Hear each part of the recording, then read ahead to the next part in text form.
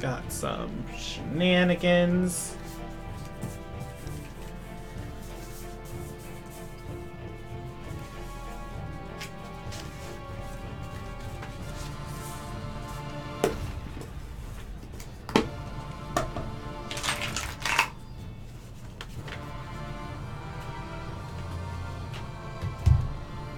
And we are getting started. I don't know. If two lesbians are arguing, which one is right? Okay, I came into that. That's cool. Anyways, we are live. Welcome to the Ilderon Tales. This is Group C, discussing who knows what. I still need the answer to that question. Actually, a woman is always right, and two lesbians are fighting. Which one is right? Actually, I might mute Discord again because I might put an advertisement at the top of this. All right. What are we advertising? He's nuts. We got that My sponsorship. I'm gonna mute you guys, and I will be right back. All right. So, for those who are watching this, thank you for watching. Welcome to the Ilderon Tales. We are starting on an advertisement today because reasons. So it's Amazon Prime Day. You can go order whatever you'd like. But the coolest thing that you probably want to order is Behind the Mask by Brandon Kennedy. If you search... Oh, God, that's so sad. Let's try that one more time. I should have, like, pre-recorded this. Alright. Behind the Mask. Well, it looks like we can't search anything. Yeah, I've got that link pulled up someplace else. But, we'll just put it up right now, and we'll come back to it. Or we'll talk about it now, and we'll come back to it at the end of tonight's session. So I'll make a note for myself. Anyways, though, my book is out on Amazon. If you are interested in reading it, you can go and find it. And you know what? I think I can have like a promo code active for it for anybody watching the stream. So as soon as I figure out how to do that, I will. If you enjoy superheroes, if you enjoy science fiction, and you enjoy people beating each other up and well-told stories, check it out. Tell me what you think. All right. Now we are officially They'll just fly by and blow you up. All right, now we're officially starting. That is life. So welcome to the Ilderon Tales. This is Group C. Through the Heart. Yeah. We bringing it to you. Episode 13. We've lived this long? Yes. Yes, Well, you guys have. No, I will say, for about 10 out of 13 of those episodes, we were bumbling around doing nothing. Yeah. I think we just finally did something in the 12th episode. We got close to doing something in an episode, and then we were just like, yeah, that's not our fucking problem, and we just left. Grax has not lived that long. Grax is a baby who kills children. Well... There's no well about it. You killed a child. Allegedly. There's no legend about it. I mean, blood was on the wall. He didn't get found guilty of it. But anyway, Thanks to me. Yeah, catch Grax's book coming out on the Ruby Shadows website soon. It's gonna be called If I Did It. Alright, didn't do it, but if I did, here's how I did. Or how I would have. Anyways, though, recap for last session, since it's been 2 weeks, and I will do it quickly since everybody was here. Last time on Dr. Ball P. Yeah, last session started with the party being informed Lydia was put in jail. The Order of 42 was disbanded, and gosh, there was another piece of... Oh, and that I'm in Watch wanted to question Pax about everything that Lydia had confessed to in the morning of the 21st. And so from there, the party discussed what they were going to do. they decided to have Altus impersonate Aurinia and try and plead for Lydia's freedom.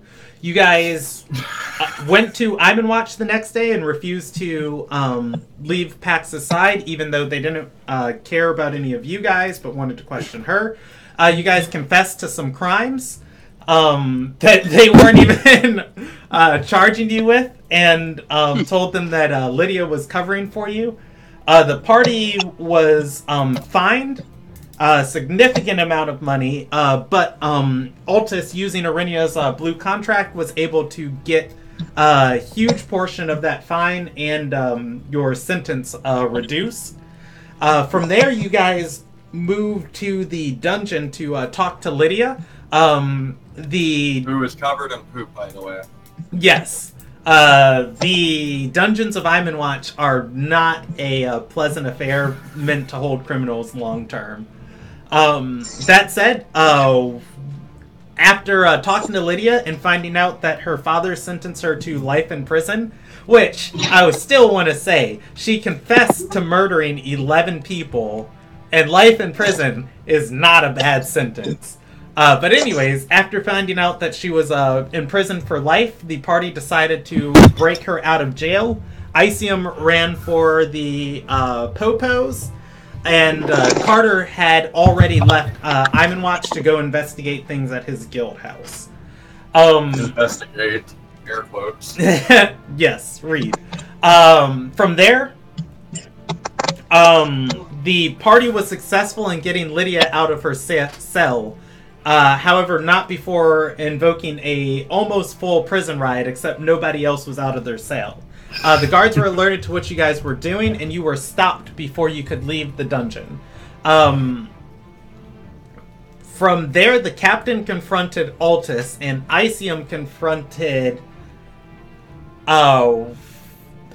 Supreme Light Iman Solum, which I need to clarify the difference now, because there are two Supreme Light Solums. Down with Supreme Light Solemn. Long live the new Supreme Light Solemn. He turned out to be the Emperor from Star Wars. Yes. Turns out that make you Jar Jar Binks? He had dealings with this Cardron criminal, and that he was confessed to the crimes right there and turned himself over. After he turned himself over, the highest ranking light inside of Imanwatch was Lydia Solum, until a new Supreme Light could be appointed. It would be her job to preside over his case and pass judgment, and she decided before she did that to go wash the poop off of herself. As she was cleaning up, Altus talked to Supreme Light Iman Solum and interrogated him briefly. Altus found out that that Cardron isn't as big of a criminal as you guys believe, or as big of a threat as you believe, and that the Archblight is already planted within Alil Nagai. From there, Icium left and saw a strange lady standing out of the door reading from a spellbook. He left to go fetch his guildmaster. Everybody else was protecting Lydia. You guys escorted her to the interrogation room and found, as soon as you opened the door, there was a huge chimera ripping everybody apart in this room, a woman covering her eyes. And as soon as it was over with, the silent spell ended, and she cast another spell and teleported out of the room with Supreme Light Solum. Lumagrats... Iman Solum. Yeah, Supreme Light Iman Solum. Lumagrats recognized this woman as a lady by the name of Elena Ladelia. He was briefly employed by her in his past. We are going to pick up with Carter at the guild hall. Good, because I remember we were supposed to, go over something at the start of this session. All right, let's go to Cheerful Town, because it's all happy times for Carter. Lydia's out of jail. Really is. Like, Supreme Light Solemn's been found out. Your party's perfectly fine. Everybody in the tower, things are functioning as they should. I don't know any of that. What I know is she's getting let out. I fucking left. Okay. Did my job. Y'all do what y'all want to do. Oh fuck! I forgot the place that I was supposed. I forgot to write notes last time. Yeah, let me just forget notes. Do you need me to repeat anything for you? What is the place that I'm telling him that we need to go to? It is called Caius Coast. It is a small shipping town west of Dockensdale. I've been playing a ton of Skyrim past couple days, so I was really. It's actually called Riften, and it's We need to go to Riften. We gotta steal You need to shit. go to Riverdale. What are you talking about? Riverwood. No, Dale. Pocket Wood. sand. It's River what? Riverdale.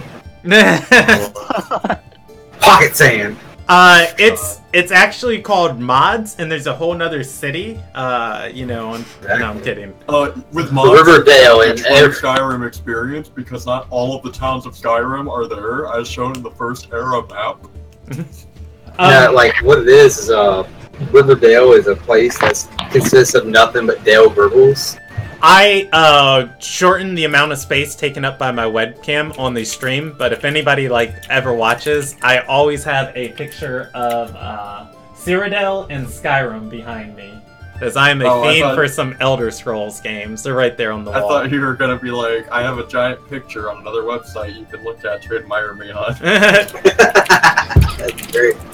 I have a picture of Skyrim hosted on my own private domain website that I paid $14.99 on, so I can show you what Skyrim looks like. It's poopybutts.poop. But anyways, Carter, you make it back to your guild house. Yeah, man, you can do anything you want to do here. Most people in this guild don't expect to see you during the day. I call for who's the scribe? I always forget the name of the scribes because it's 2 weeks I don't think about them, and then suddenly we come back. I'm like, I'm not going to remind you because I feel like that's fair for Carter. No, I have them written down. That's like me as a person. It's just like I don't remember y'all's name. Lizina, call down Lizina to come here with the fucking cat that's in the background. I thought I could get all 50-mile radius. That one got away from me. But now I call Azita and tell her to bring that fucking cat. I'm sorry, she's mean. I can't do anything about it. You can throw her outside where they're gonna get banged. No, it's getting fixed next month. Anyways, get Azina to come to me and with the papers. There's slave document things that the slave sitting records that we stole / borrowed / no one has record that we have here with her. Alrighty. Calling for her, I'm just imagining Carter's just like, bring the records! She is going to be bumbling down the tower stairs into the warehouse, because that's where the entranceway from the street is of your guild house. Into the warehouse, and she's gonna have 4 books stacked up, and she's gonna say, Master Banecaller, which records?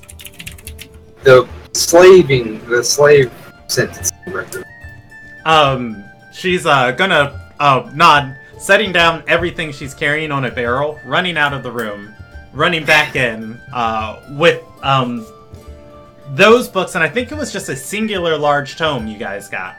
I don't remember. You said I got a thing of it, so I just put slaving record, slave sentencing records. I didn't put what exactly it was. Just said I have it. Whoever's doing this, you're amazing. I hate whoever this is so much. I just looked over at that screen. That's terrifying. I'm typing every single one of these out, by the way. The sovereignty of Skyrim belongs to the North. You misspelled belongs in one of those. I'm not going to say which one, but one of the belongs is spelled. Friends just like, I'm trying to run a professional campaign here. Yeah. Hey, it's your guys' time. I want it to be said though, before this session started. There was a high chance you guys could visit one of my most favorite places in this entire like campaign setting. If you guys did no dilly-dallying and just went straight to business, and I was like, no, we're not gonna do that. We gotta do it, guys. We can do this. Let's buckle down and listen to Carter talk for 30 minutes. Let's get down to business. Let's get down to business. And a pretty butterfly.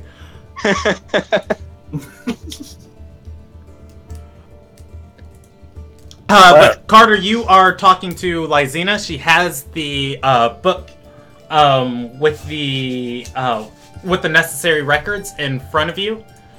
Specifically, I just pulled up my notes. They are the I had to double check. They are the sentences issued by Light Deskar Shalia, recorded by Aishia, Risen of Honor. Okay. So, Lysina, did you have Jesus Christ, the clicking? But did you review over this and see any type of pattern or anything at all? Like I'd asked you to, like forever. She's going to nod and say, yes, Guildmaster, I did. However, I haven't been able to find anything particularly damning, but about 80% of the sentences here result in a crime that most people would rather be sold into slavery, or most criminals take the decision to be sold into slavery rather than face the gallows. Okay.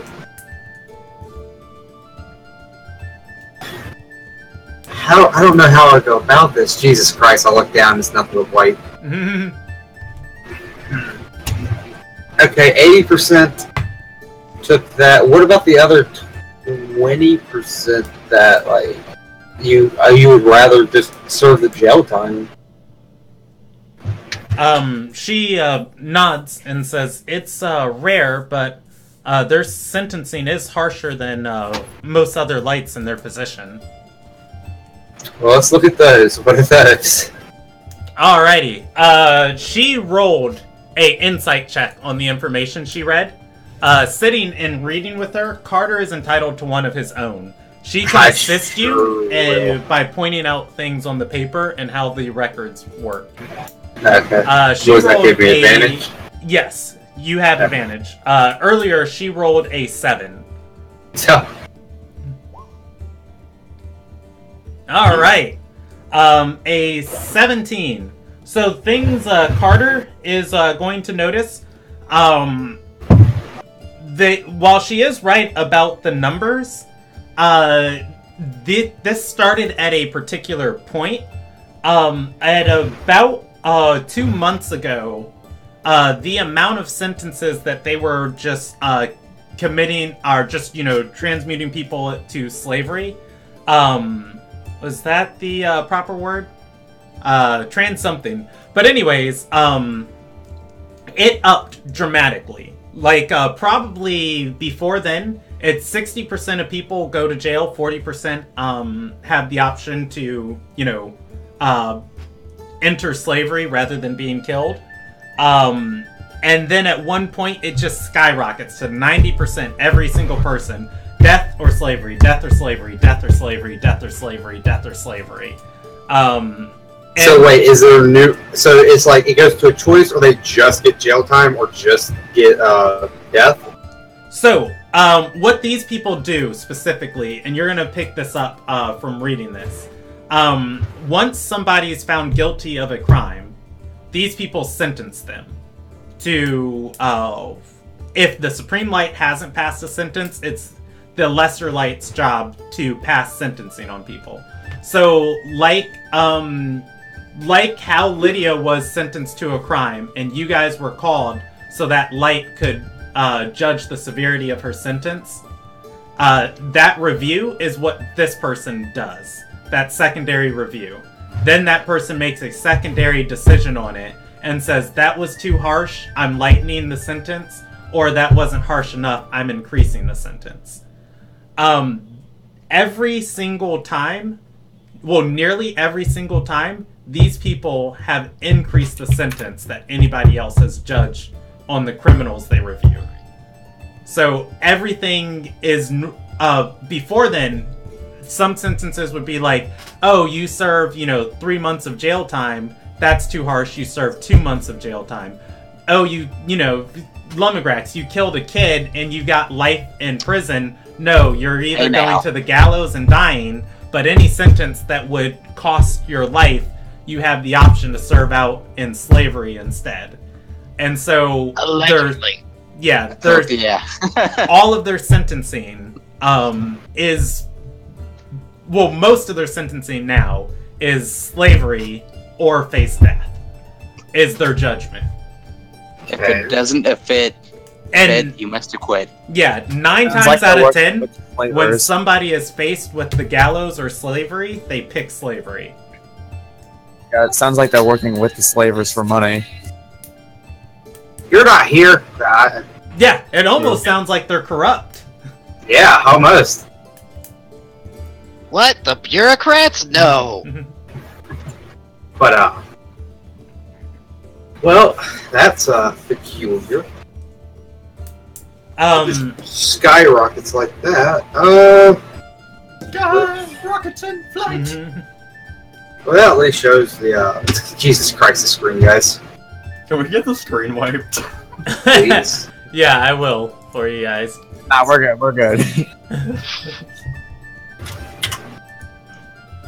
But,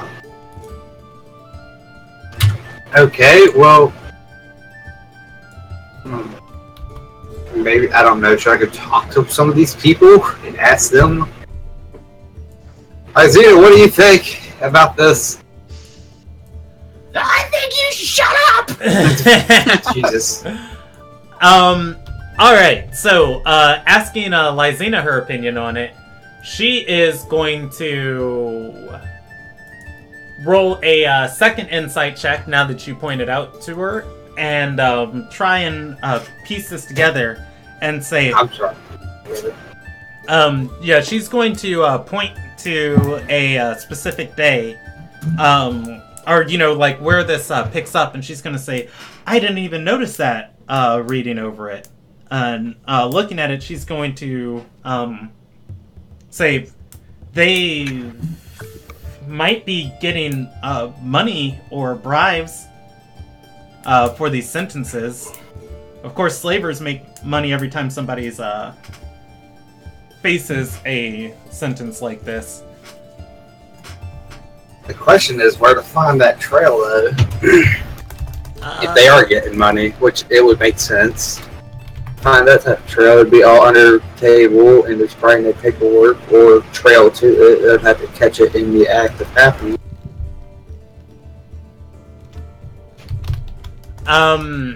But that should probably be enough to incite an investigation, like official. Lysina is going to say, well, if you would permit me the funds, I can hire a blue contractor. It's simple. We have a blue contractor go bribe them. If they take the bribe, the investigator reveals themselves and arrests them. Do I need a blue contractor for that? I could do that. You're gonna see her expression kind of go wide and say, yeah, but do you have the permits to hit people? Because I don't think... And she's gonna pick up one of the 4 other books that she has, and she's gonna start flipping through, and it says, I haven't filled out anything for those type of contracts for our guild yet. Okay, how do I say this without shocking you? But I hit people without a contract or not.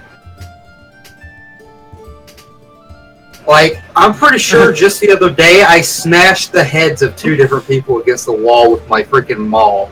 So, like, I'm not worried about hitting people. Like, at all. She's going to nod and say, well, yeah, technically you can go arrest them and turn them in, and bear witness in their trial.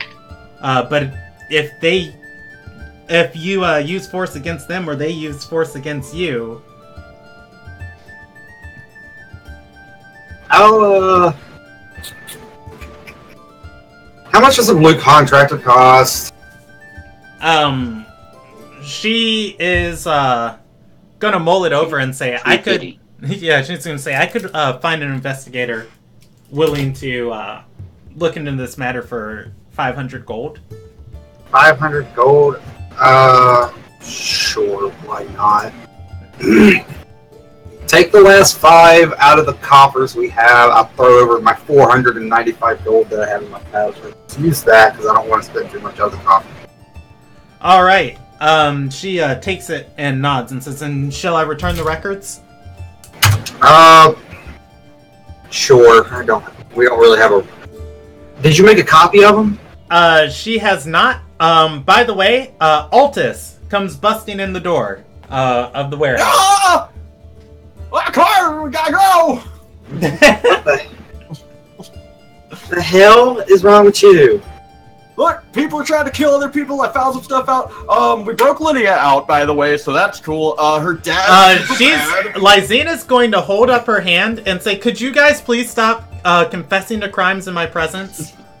Yeah, Lyzena, she's you gonna go. Take the records. Take them to Teely, I think is her name.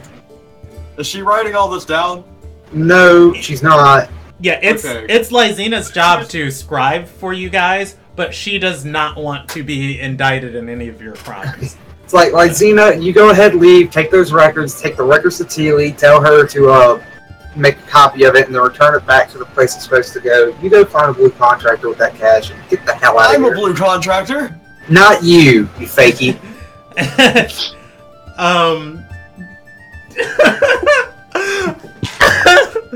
Another crime. Every sentence is a crime. You're impersonating a blue like, you see that look on her face, and she's just going to, like, clap her hands over her face, collect herself, put her hands together, bow to Carter, and pick up the books and leave. You didn't hear any of that! Bye! Every sentence was a crime!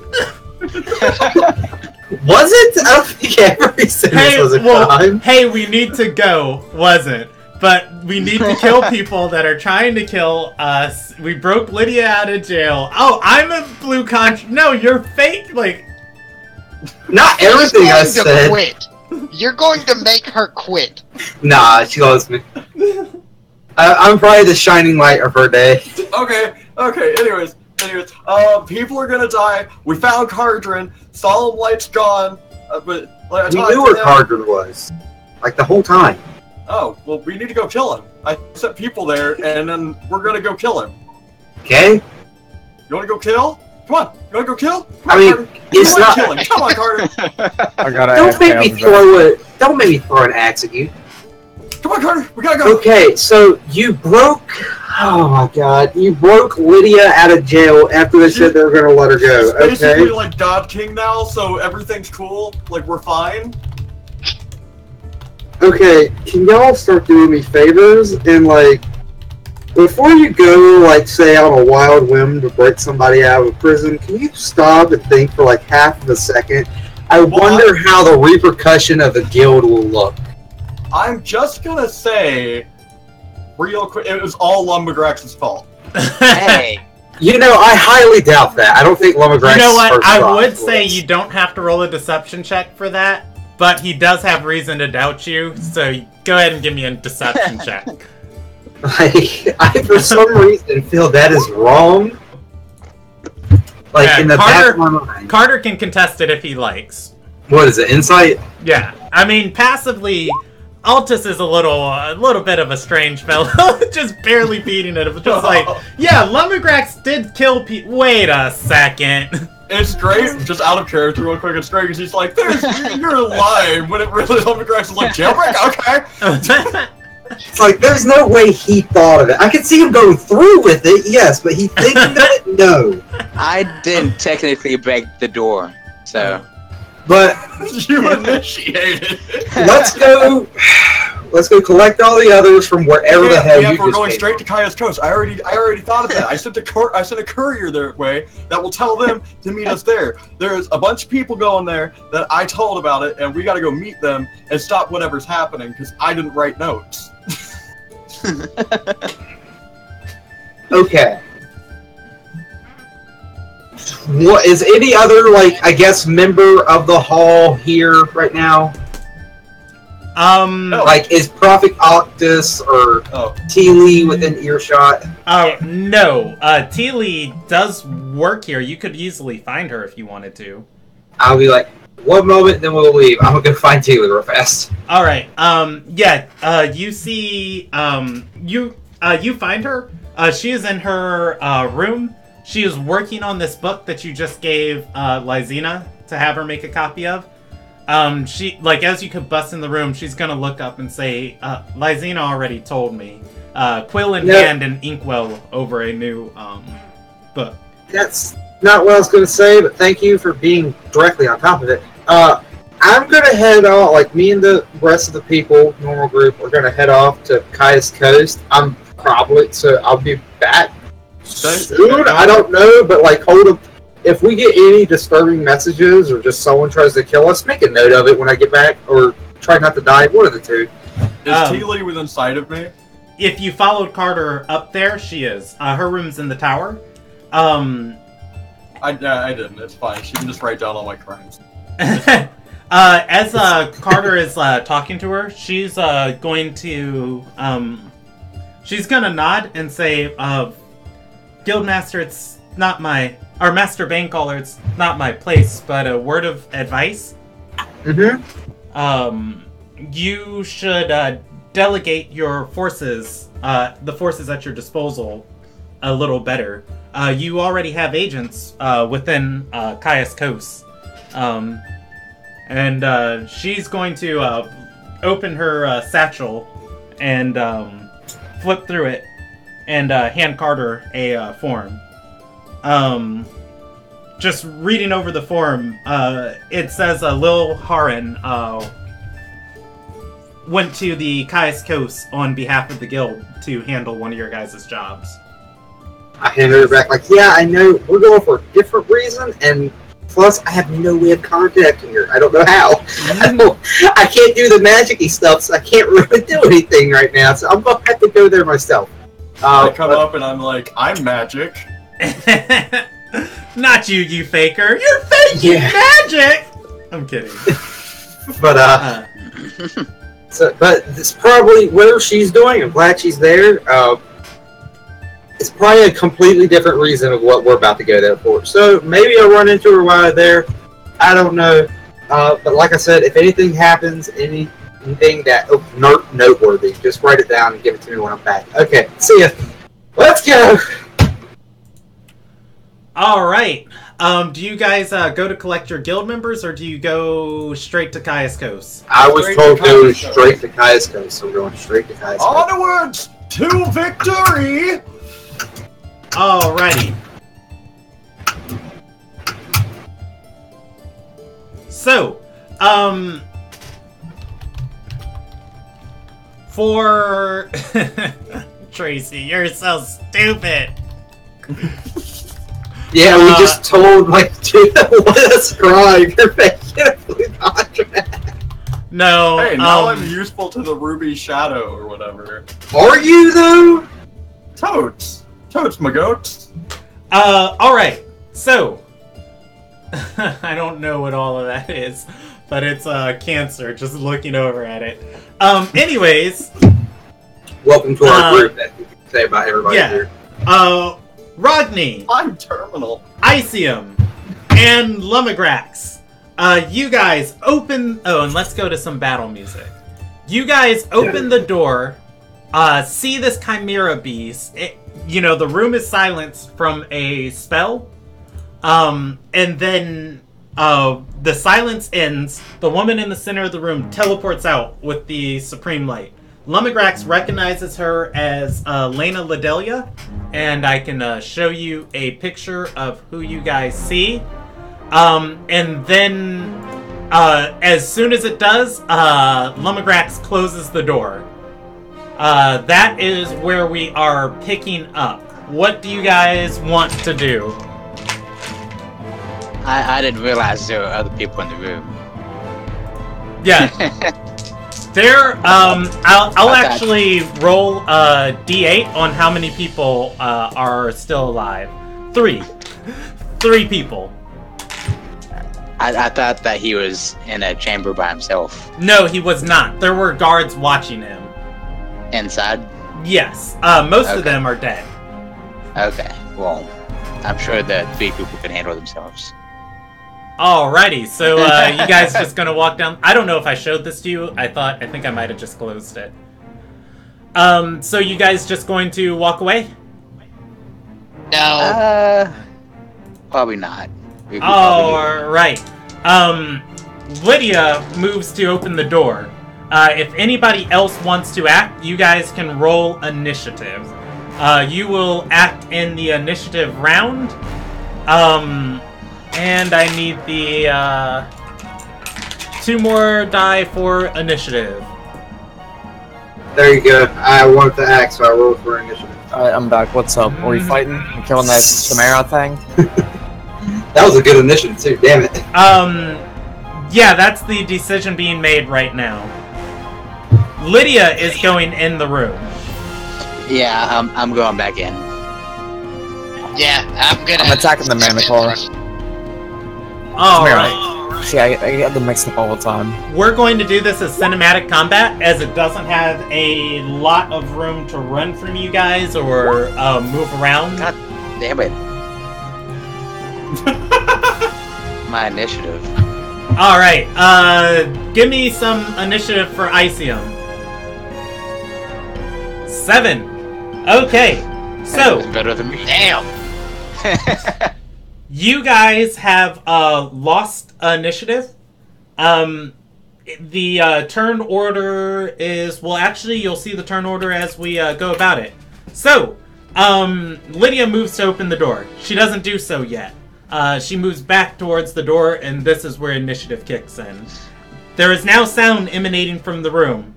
You hear... let's see how this is going to go. You hear... Ah! Guard 1 moves to stab the Chimera, misses. Guard 2 moves to stab the Chimera. You guys don't know the result of his attack. 19. You guys hear the Chimera with large steps and heavy heavy flaps of its wings. Let's see what type of actions this thing has. Oh, that's great. Makes 3 attacks, 1 with its bite, 1 with its horns, 1 with its claws. When its fire breath is available, it uses its fire... Well, yeah, it's gonna use that fire breath on these guys. 15-foot cone, and those 2 have to make a dexterity save. 1 will get out of the way. And the rest take 31 points of damage. You hear... Oh, well, that guy's dead. Alright. Lydia opens the door at... Nope, I'm sorry. Ragni beat Lydia for initiative. Ragni moves at 11. Lydia's hand is on the door. She has not had her turn to act and interact with it yet.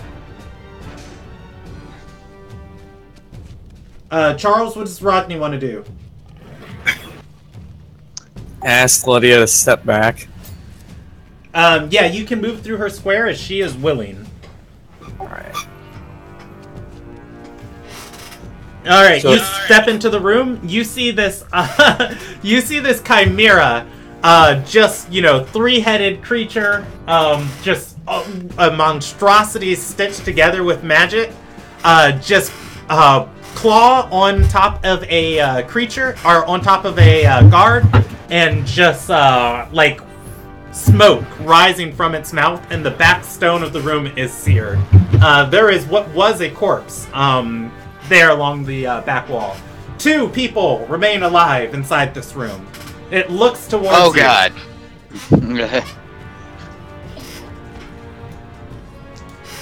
Well then. Alright, I'm gonna cast Hunter's Mark on it. Alrighty. I think I can't remember if that's a bonus action or not. Pretty sure it is, but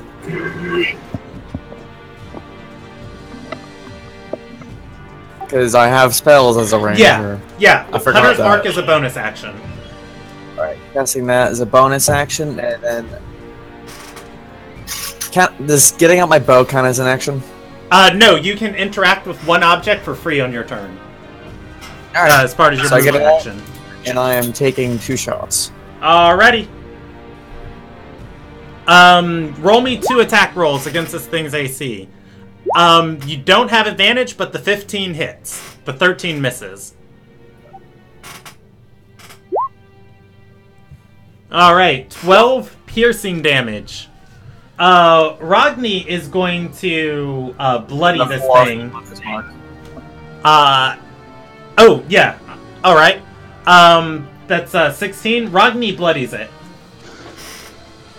It is... Wait, what? Well, it just killed 6 other people. Oh yeah. It's been in combat for a while. It is that was 11. 10 is dead. Lydia beats Lumigrax, but does not beat Icium. It's Icium's turn. Hi, chicken. You're polymorphing it into a chicken? Alright. Yep. It rolls a wisdom saving throw against the effect. What is your spell save DC? Wait, doesn't have advantage on magic. Alright, 16. The creature fails the check. So Ragni steps in, arrow, and then this thing just shrinks, and it is a chicken in the middle of the room. I pet the chicken. Alright, you know that has a duration. What's that? Polymorph has a duration. If it, Concentration up to 1 hour. Yes, and then it becomes a vicious chimera again. Yeah. Hey, who wants to help me put this chicken somewhere where it can't cause any harm? And Alright. my belly. Live people and not dead people will work. Alright, Lydia is going to step in the room, and she is going to... gosh, she doesn't have access to 5th level spells yet. Oh, and I use my bonus action to healing word one of the dead guys. If we throw it in the ocean, won't it drown? It will, but it will go back to being a regular chimera with all of its everything like as its body was before it was polymorph. Oxygen inside of its body, and it would have, X amount of turns to swim to the surface. Aren't Can we we in tie an a hour made of gel cells? Yeah, it is. You're It breathes fire. gonna put this chimera in a gel cell? Don't they have a fireproof cell? In I'm in Watch, they would have magically warded cells. Why is this a problem? We can just throw this in a cage and forget about it until it dies of natural Why not causes. sell it to the highest bidder within an hour? Alrighty. So, Lydia is going to step in the room and start healing people. She spends 1 spell slot to do so. The first guy she attempts to help is very dead.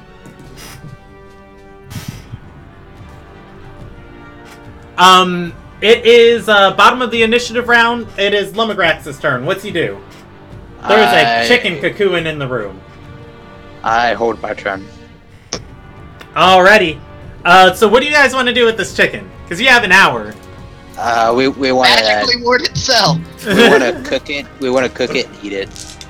No, that kills it and it turns back into a cock. Lumigrax shoots it with lightning breath. Alright. I did that one time, and that backfired on me. So, you guys can find a cell to put this in. And I'm going to roll some dice real quick. If you give me a second. I'm in Watch only has 3 cells capable of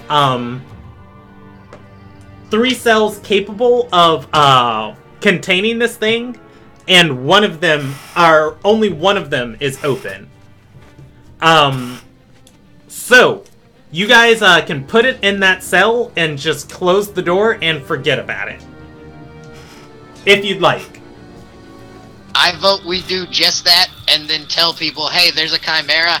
You guys can get a blue contractor. You can get somebody who can just knock this thing out. It's already bloodied. You just need to get it solved in an hour. So as you're taking this thing to the cell, the guards escorting you, Risen member with you, Lydia, after she's been able to heal all of these, as many people as she can. The Risen member is going to look at you and say the cell's affected by an anti-magic circle. Oh, that's a problem. Is it? We can just kill it. Just throw it in there. Yeah, let's throw it in there. Let's throw it in there. Close the door. And then use range. That's what I was trying to do before, and y'all wanted to come back inside. This chicken chimera is still a angry chicken chimera. As a tiny creature, you still have to keep it grappled. This thing is going to be fighting you relentlessly to get out of your hands. Grax, hold the chicken. I hold the chicken. Whoever decides to hold it, roll me 5 athletics check. 5 athletics checks? Yeah, this chicken does not want to be held. However, by the time you get to the cell, you can just throw this chicken in there if that's your guys' choice. Okay, let me... 5 athletics checks. 1. Oh gosh. Alright. Now, a check is... Bardic Inspiration. A check is different than a attack roll. You can't critically fail a check. So, 5. Let's see. Gosh. There are no stats for a chicken, so we'll just go with a hawk falcon. It rolls its checks at -3, so that 17 is a 14. It is going to break free on your second check. Bardic Inspiration. I said that before you declared the result. You can roll that Bardic Inspiration if you'd like. What is it, a D4? D3? It is a D8. D8? Oh, boy. You need to roll a 1. Anything higher than a 1. Or, no, you need at least... No! I rolled a 1. Alrighty. So, the chicken is attacking your grapple restraint. So it goes in favor of the attacker. And the chicken is going to fly. Not fly. It's just going to jump out of your grip. And this chicken's going to take off. Alright. So any subsequent checks to grapple the chicken, are going to be an opposed acrobatics check against, or a grapple check against its acrobatics. So be... Everyone just make an attempt. There's no grapple beat skill, is there? No, it's athletics. Yeah.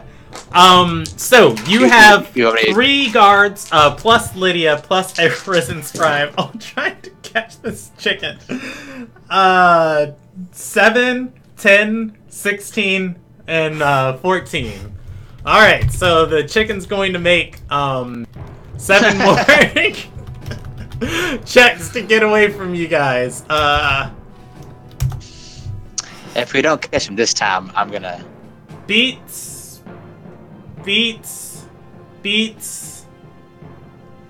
fails. The guard who had been knocked out by before you guys got in there, the one Lydia brought back to life, is the one that is able to. A minus. I thought you said that was a -3. Yeah, it rolled athletics against you. With its first 3, it has. I'm using the Hawk statistics. It has +3 to dexterity. It is a run chicken. Regardless, though, you guys are able to grapple this thing, and he's gonna say, "Do I just throw it in?" Yeah, just throw it in and close the door, quick. All right. You need to be quick. He does though. So the second this chicken enters like a inch into the room, the polymorph is dispelled, along with several other magical effects that were affecting this chicken. And I don't know how these are going to react.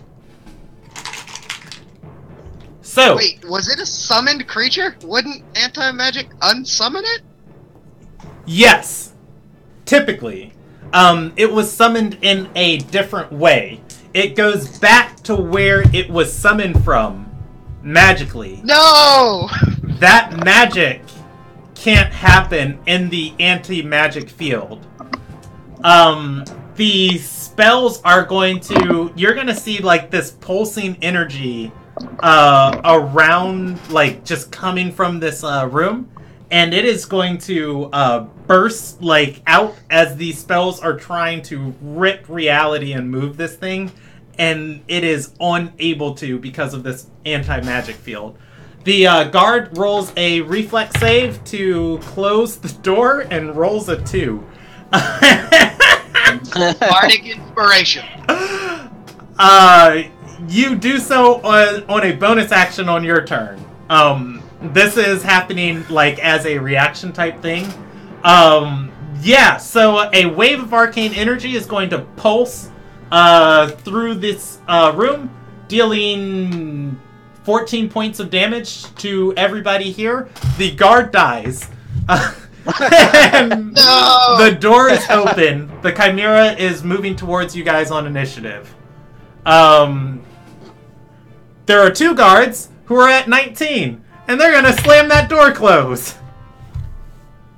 Because they are alive. They do so. The Chimera moves at 15. You guys, they get this door closed as this thing comes charging at you guys. Like, mouth open, claws, bared, just coming at you, and these 2 guards are just going to slam this door shut and, shoulder it as another one moves a metal bar in place, and you just hear this heavy against the door. I hope that picked up through my microphone.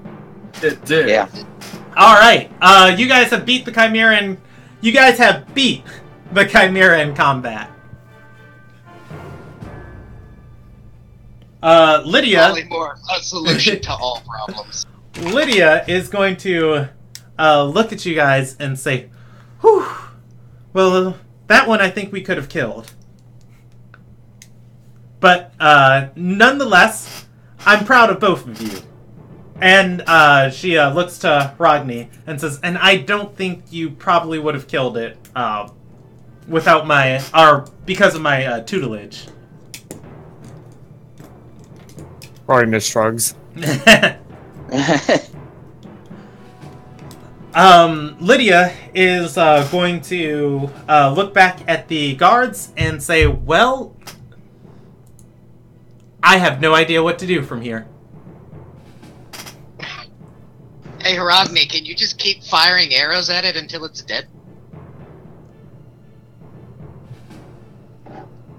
Oh, let's go. I just wanted to make sure it wasn't dangerous and wasn't going to kill anyone else. Is Ragni stepping in there to shoot this thing? This is a giant steel door slammed shut over this area. There's not a peephole? No, these things, when I say these are containment boxes, these are, like, we literally don't know what to do with this person. Like, put them in a box they can't escape from. Oh, it sounds like that's surrounded by a not our problem. Yeah, exactly. That's why I had to roll, because I was like, if all of these are full, you guys are going to have to let out a very dangerous criminal in order to put this chimera in one of these. But one is filled. Great. Oh, I would have loved that. I mean, you win some, you lose some. You let out a mass murderer to stop. I just see them telling that to the guards, like, what's the matter? And the guard's like, I'm gonna go murder. I'm gonna cast Delayed Blast Fireball in the middle of a market square. I was like, wait, could you not? No, I can. But I can't. I wish I could. The dice were in your guys' favor. The D4, I rolled it as a D4, or for the 3 cells, a D4 minus 1, and it came up as 2. So 1 was open.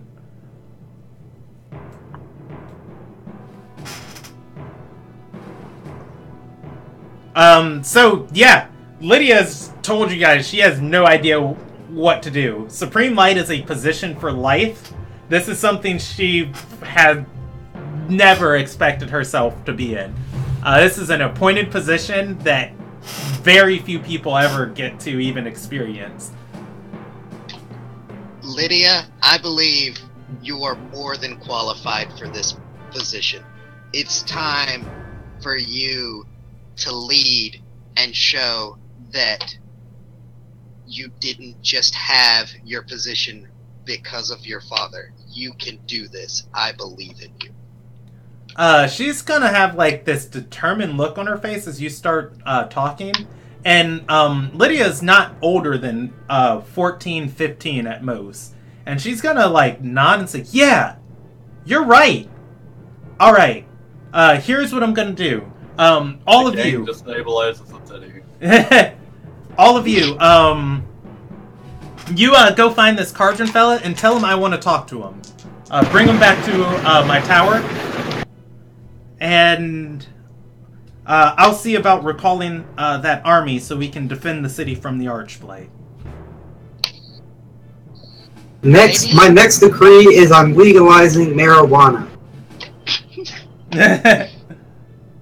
Alright, we'll head out. Do we need any paperwork from you saying that we're working directly for you and we can do things? That's funny, because as you guys are leaving and, like, you're going about, and her Risen Scribe is, like, writing, all of her decrees and filling out the proper forms for them, another Risen member is going to approach you guys and hand the party the fines that they were charged. I'm not there. I didn't get a fine. Oh, Carlos is in the stat. No, it's not. I never got it. Wait, what fine? Why am I being fined? You admitted to killing people, and you admitted to pay the fine if he gave you guys half the sentence. What the? Oh yeah, you're right. How much is my fine? Yours was for 3 people, 1,500 gold. Okay. If you just send this over to the guild, they'll take care of it, no problem. She's going to say, yes, your guild master's fine is included in there too. Carter's is for 500, and Icium's is for 3,000, or Altus's is for 3,000. That's 6 on Icium, One on Carter. Look, I got about 350. Like, is that gonna cover it? Hey, I take the papers and I go to someone who delivers messages, and I'm just like, yeah, could you take these to our guild? They're just gonna take care of this real quick. Xena is just like doing your guys' paperwork, gets a knock on the door, and it's like, by the way, I know your guild's not here, but more crimes. It's like, what? Stop committing crime in front of me! Hey, they just committed more crime. Here's the bill. Hey, Lydia, come to think of it, you can hire a messenger. It's less than a mile to get to your guild house. You can hire a messenger at the rate of 1 copper piece. Okay. I'm in Watch offers those services. Alright, before I go to hire the messenger, I say, hey, Lydia, you can exonerate us of this, right? We were just trying to help save the city. You're gonna see Lydia, like, scratch her head and say, yeah, but I kinda was witness to you guys killing those people. If you can't, just say you can't. I'm just saying, we were just trying to do what we believed was the best course of action. And I don't think that should be punished. Lydia, her first duty as a Supreme Light is going to be pardoning criminals. Is gonna say, she's gonna look down and say, yeah, you're right. Isn't it great? And she's gonna look over at her scribe and say, is there anything we can do about the fines? The Risen member is gonna look side to side and say, you're the acting Supreme Light. Anything. You can just make this go away. Yeah, she's gonna say, yeah, pardon them of those fines. The okay. Risen member, Donald Trump. yeah, the Risen member is going to roll her eyes. Me from leaving this place. Yeah. And begin writing down her orders. Thanks, Lydia. You're awesome. You're gonna do great at this stuff. And this is how bribery starts. Yeah, I should be tough on crime. For these people. Way to show it's no longer a police state. Trust me. Somewhere in the back of my mind, like, Carter's been writing down everything he's been doing for Lydia. You know, it's like, as soon as this can come up, I'm using it. This guild doesn't do jack shit for free. Lydia, you know all those times we helped you with the investigation where you guys literally withheld information from me? Yeah. we didn't know who we could trust. Withheld information from Lydia. Now we completely trust Lydia. Otherwise you guys are free to go. Y'all were earlier, but alright, we head in the direction of Cardron. Alright, towards the Caius Coast. How are you guys getting there? Are you walking? You taking horses? You hiring transportation? Steal a horse. Every sentence. Commit more crimes. Commit more crimes. Would the fastest route be by ship? The fastest route would be by ship. It is a 12-hour walk on foot. I've got a sword that I... Oh yeah, cracks can't be Oh yeah. Get on the boat, let Drax kill the man, the captain, and whoever else is there. Take the boat. We now have a boat. And we can be... More crime! Let's just say it in front of the Supreme Light, why don't we? But hey, I'm not there. The winds can't go over the water. The winds don't affect me.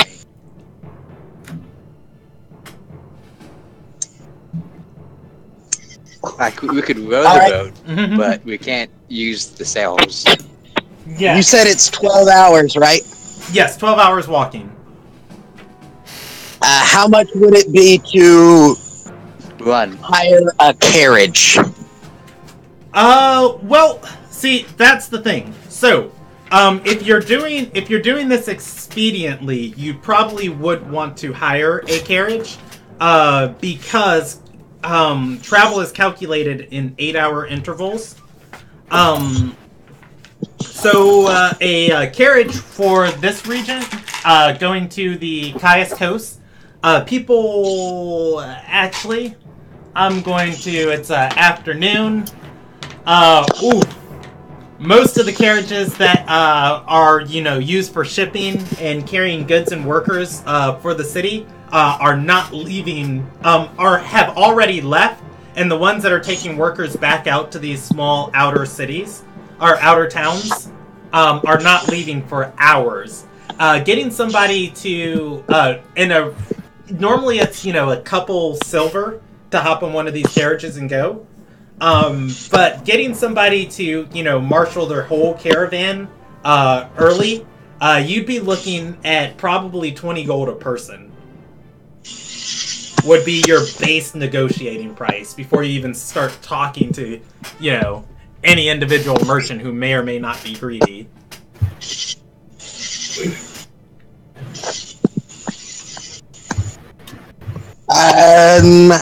I'll go up and find someone who looks amicable and short on money with a carriage. All right. I'm gonna roll me an investigation check.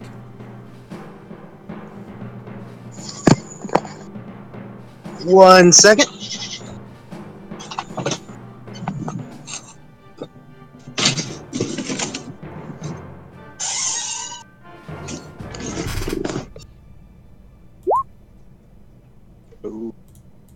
All right. So I'm going to use my inspiration to re-roll that.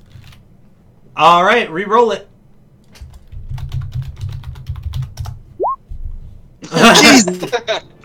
All right, so you don't find somebody who meets that description.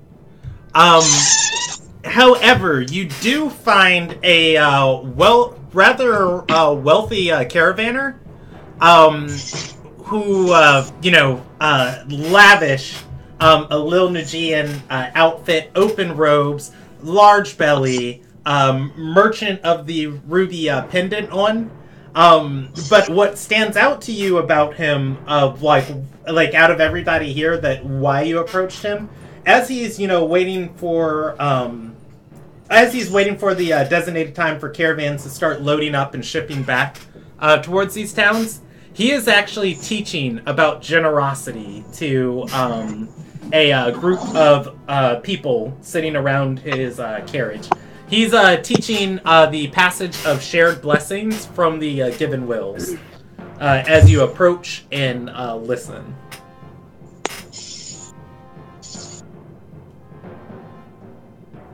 I wait for a lull in the conversation, and I explain our plight, that we are on orders from the Supreme Light to deliver a message and apprehend a criminal, and we need to get to Caius Coast quickly.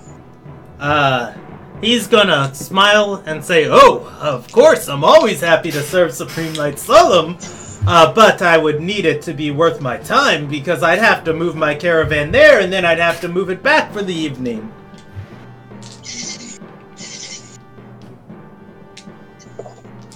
I will give you 10 gold per person. He's gonna look that over and say, I'll wait till I get the orders from the Supreme Light myself then. The Supreme Light stipend is more than that. We can tell just by looking at you that you are a wealthy and successful merchant. Wouldn't it be better for you to practice what you're telling these people and show us generosity and have a favor from the Supreme Light. He nods and says, yes, that would be well. 25 gold a person.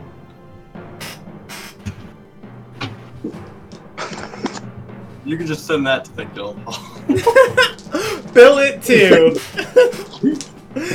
On this episode of Through the Heart, the guild racks up debt. I'll go ahead and pay 25 gold for myself. I'll let the other members decide whether or not they're paying. All right, Rogni, and Lumagrax, are you guys paying? No.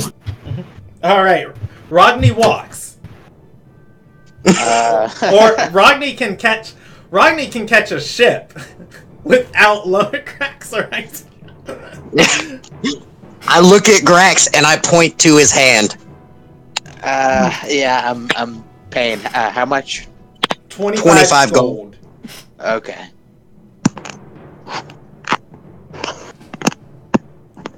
So does Rodney just go back to the guild house, or what's her decision? Rodney's not even part of the guild.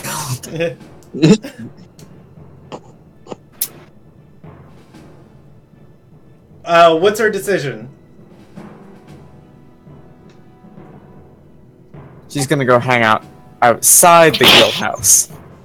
Alrighty, the rest of the party is going to be in an adjacent city, so it might be a while before we get back to her. Alright. Alrighty, so, Altus and, Carter, how do you guys get to the Caius Coast? Well, I ain't got no fucking money. We're walking. So, we're walking. Alright, so... Unlike them, we don't have this convoluted plan to get there. We're broke assholes, so we're patting turning. We're patting our feet and turning the corner. So, I'll loan you some money at a 15% interest. You know what? You can go fuck yourself. Alright, so... I still have 900 gold. Wait. Carter. My friend, my adversary. Let's steal horses. You know what? I have a bear that I ride, so... Where the fuck is this bear? I'm on it. Yeah, you can bring Lily with you. I can too. She comes with me everywhere, unless I say. Yeah, no, that's what I said. You can bring Lily with you. That's what I'm saying. Like, she's with me. It's like I'm riding her now, asshole. Well, I'm gonna look for a horse to take. You can go look for a horse to rent or buy. Don't take. Yeah. See, I just had this conversation with you a few minutes ago to stop and think how that would make my guild look. Alright, where do you look for a horse at? Am I still dressed up as a Renio, by the way? Yes, you never changed. Ah, fuck yes. I'm gonna look for, just some guy with, a horse on the street. Not even a good horse? Just a horse. Any horse will do. When are you, looking for this? Like, as soon as you step out the guild house, when you get outside the city A little walls? bit down the street. Of course it's not just gonna be outside of our guild hall. No one wants to come near us. Alright, here we go. The ultimate percentage die. Right here. 1,000? Nope. I didn't set parameters for it. I'll let you guys pick your own parameters. You have no idea what this percentage die is for. What percentage do you want it to be a success, and what percentage do you want a failure? What? Pick a number between 1 and 100. 100% success rate. 0% failure chance. Yeah, that one. 100%? No, it can't be 100%. You said we pick our own. You didn't put no... 99. Between Go 99. 0 and 100. 60-40. This 64. 99. 64. Alright. 64.5. The 66. 67. Nobody said 67. Yeah. Is that what you rolled? I rolled 67. Okay. You guys are going to be walking down the street, and you are going to see a woman with a donkey, smiling ecstatically and waving at Carter as he walks by on his bear. She is selling fruit from a... I know this woman! You're not taking her donkey. I'm taking the donkey. No, you're not. Alright, I go to the woman. He's lying. It's a guy in disguise. Shut up, Car. She is going to look like very ecstatic to see you, and says, "Oh, are you traveling with Carter? He's so polite." Guy. Yeah, you know, just saved a bunch of people at the giant tower place. She's gonna nod and say, "Oh, I know. He saved good old Shizro here." Yeah. Hey, she's right. You know, I see that you have this really nice ass, donkey. This woman, too, by the way, she definitely looks some type of foreign to you. And she is wearing a amulet marking her as a member of the Merchants of the Ruby. She's going to say, "Oh, yeah. Did you enjoy the fruit that I sent you guys last week?" It was delicious. Thank you. Fuck you, Carter. I didn't know there was fruit. The party threw it away. They immediately got it and threw it away. I look back and fuck you. It wasn't for you. It was for me. Anyways, you know, we are on a valiant mission right now to save all of Dockensdale and possibly the world. I need your donkey. Roll me a God damn it. roll me a persuasion check. Oh fuck. Yes! 18. She's gonna say, "Oh, I couldn't move my cart without Shizro. Well, if your guild house is right there up the street, I suppose, could I sell my fruit from your porch? Of course! Sure, that's fine. I'll store my cart there overnight, and when you return Shizro, we'll be moving back on out." Absolutely, you're fine. I want to keep the donkey. You're not keeping the donkey. Did you say that out loud? No. I like whisper it under my breath. She moves her cart in front of your guild house. Obviously, you know, you guys have criminals guarding your house. Yeah, we do. Yeah, they're gonna, you know, look out, or, you know, she's gonna look a little concerned at these huge, just, guards. It's daytime, so it's the group of three thugs, and not the Nicey and Rudy. I just want to say, I love how you're making us look bad, and you have criminals just standing outside like, "Don't look here." No, they don't stand outside. They patrol. They patrol this area. Okay. But, you know, that's terrifying. Yeah, it's, I mean, you don't want to mess with this guild house. You really need to just say we're a criminal organization at this point. Yeah. Hold on a second. Time out. Are we starting a new black market? This is a start. Every black market has to start somewhere. I have a chimera, you know, locked away. I can tell you. I have a chimera locked away at Diamond Watch if you want it. Alright, I get on the donkey, you know, and we get on our way. What's the donkey's name, by the way?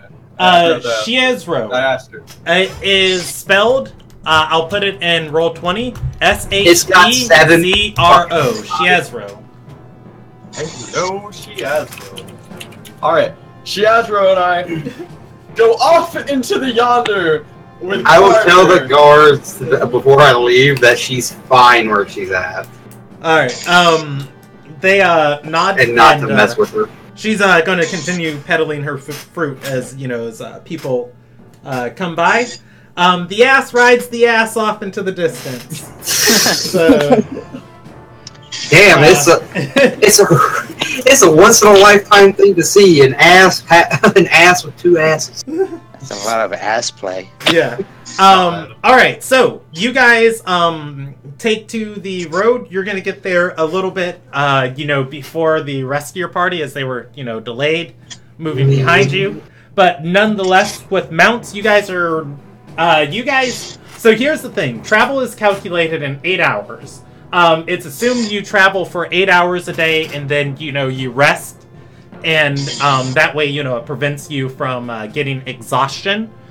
Pushing your mounts past that 8 hours is going to exhaust your mounts, but not you guys. So, getting to Caius Coast, you guys are fine, but your mounts are going to be suffering from a level of exhaustion. I take my shotgun out, blow off the doctor's head. Just like hell. Put it out of its. I'm not the. You will be the one that the carried, right? Because it's carried. It's carried by yellow. Anyway, are those knights that I said there? Also, I can see you moving. Your lips, but nothing's coming up. Oh wait, can you hear me? Now yes. Okay, cool. So, things before you guys get to Caius Coast. On the road, 3 hours into your travel, Altus gets a sending. It says, our goals align. I'm glad we can work together again. Check your black book. Consider it a gift.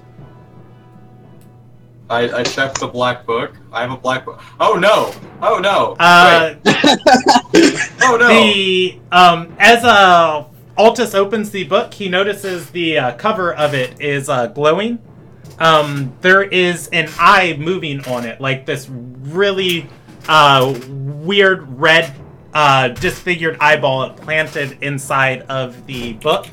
The second you open it, you just have this hallucination phase of just like zoning out, information pouring into your brain, sigils, arcane symbols, rituals, incantations. You can add the spell Vampiric Touch to your spell list. Oh yeah! That's not good. It's great. It's amazing TBH. That happens 3 hours into your travel. You can reply back to the sending with 25 words. 25. You don't have to reply if you don't want to.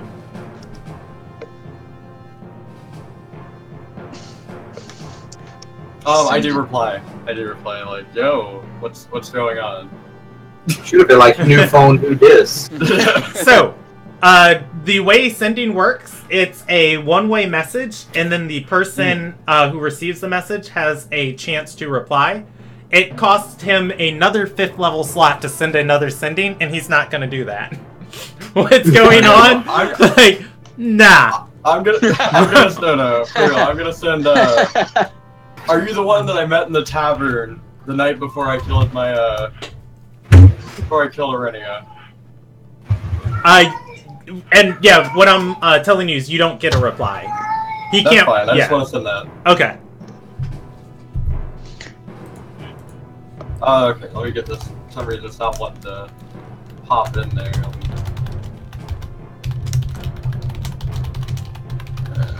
Only 25 words. You're 25 words. Hey, that's just That's enough words to say execute order 66. That's the original Twitter. Yeah, this is a very apparent thing as Carter looks over. Well, actually, what's Carter's passive perception? Because he wouldn't notice if it's not 12 or higher. 15. Okay, yeah, Carter just looks over at Altus.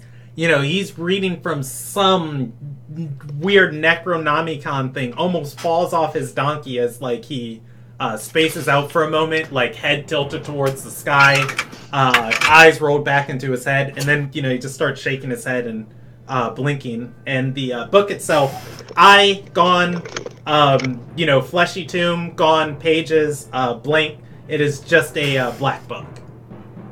Okay. I want y'all to know I have the most, like, un-barbarian skill set in the world. I literally have this. I have deception, intimidation, perception, and stealth. I am the most non-barbarian barbarian in the world. Well, Carter is a barbarian in organized crime. You know, I'm a barbarian. I'm the smartest barbarian alive. I have an 11 in intelligence. If you needed somebody for a heist and you needed muscle, Carter was the muscle you wanted because he was good at being stealthy. I could sneak up and smash skulls at the same time. Yeah, if you guys want to address any of that between the two of you, you can, or you can just keep walking like it never happened. I'm just going to ignore it and leave it to I've seen him do enough weird shit before that this is normal at this point. For God's sake, he carries around a skull. I forgot about Scobie. I pull Scobie out. Damn it, why not say anything? Do you have Scobie on you? Of course I do. I never leave Scobie behind. It's tied to my belt. Alright, so Tracy, I'm going to need you to put what you have. Okay, never mind. I see it. I was gonna say, I need you to put what you have on your character sheet inside of your inventory of, like, you know, what you're carrying. But I see Filthy Unknown Skull. Filthy. You need to rename it to Scobie. Alright. Oh gosh, you just reminded me. The other thing. This is going to happen as you guys get a lot closer to Kaya's Coast. Carter, give me a Constitution save. Oh God. You? Why do I need to do a con save here? Alright. So, Carter feels a little bit strange and go ahead and give me one too for Altus. Oh, that's great. Alright, so both of you guys feel a little bit strange as you approach the city. You know, you guys have had just something affecting you for a little while, like the tickle in the back of your throat. But it's never been much. You know, like you wake up in the morning, it's there, you got a little sore of a throat, but by the time you get your day started, you feel fine. That kind of bubbles up again for you guys as you approach the city, but you know, it's not anything that affects you major. You fight it off and you're perfectly fine moving into Kaya's Coast. What was that? Did you feel that, Carter? Yeah, that's fucking weird. We gotta stop doing drugs. Yeah, that's a requirement for being in my guild. No drugs. Oh, I definitely haven't been doing drugs. We follow Dare. You both did. Oh, you two are known as Magical Wizard Chat Sessions. Altus still has an untreated disease, right? Yeah. No, I got it treated Altus by has a dude a- while I was a lady. Yeah, Altus has a treated disease. That guy said everyone should stay away from you. Yeah, and I'm right next to him while he's on an ass. Hey. I wouldn't consider a disease treated if the doctor's like, yeah, everybody needs to stay the fuck away from them. Hey, it probably wasn't because of the disease, honestly. Yeah, you guys are fine though. It is nightfall by the time you guys, late night, you guys arrive in Kaya's Coast. So this town has a city wall, especially approaching from, Dockensdale. You can see the entirety of the city is built around this, small little, bay, where, where the, water, you'd expect to be, like, pretty shallow, this close to the, coast as you guys are traveling. Shallow? Yeah, shallow. I mean, shallow? Yeah, that. Shallow. Word. Shallow. Shaladorai! Yeah, you'd expect it to be Shaldorai, but it is not. No, but right here at this bay, it gets deep enough so that some smaller ships can actually dock in this town. And there are small wooden piers that you guys can see lit. And this town, actually, the guard tower that is on the eastern approach of the town is almost as tall as is almost as tall as half the tallest building inside of Dockensdale. It serves as a lighthouse this late in the evening, kind of illuminating the entire town with a dim light. That said, the city gates, by the time you guys get here, are still going to be open, and the guard is, or rather the guards, as you pull by, well, the people on foot are fine. As the carriage pulls into the city, you know, the guards are going to be like, oh, you're coming a little bit early there, and what's this guy's name? K-Favor. I mean, he's just gonna say, yeah, had another run, but I'm gonna take my caravan north as soon as I leave the city. Just dropping these people off, and I'll be out. The city guard looks inside of the caravan. It is just Lumigrax and yeah, it's just Lumigrax and Icium inside of here. I wave. All right. You guys arrive in the eastern part of the city. This area is a small town square just past the gates. As soon as you get into it, there's a courtyard here, and it's a pleasant little town with actual different exotic trees just planted, kind of lining the road that leads straight through the center of town. You can see the western gate in the distance. This place isn't more than a half a mile big. To the south of you guys, just south, there is a market square with stalls for vendors set up and crafting areas for skilled artisans. It is empty at this hour. The Icium and Lumigrax are going to arrive a half hour behind Carter and Altus. So, what are Carter and Altus doing first? Because that's going to carry him up there. We need to meet up with Kandrin, the knight, the one that I sent here originally. I told her, you need to bring a legion here, and we need to get ready for a fight. I'll just do a quick glance around. I don't see a fucking legion. Well, it's like a small strike team. She just kept saying legion. Take another quick glance around. I don't see a strike team. Well, shit, you want a drink?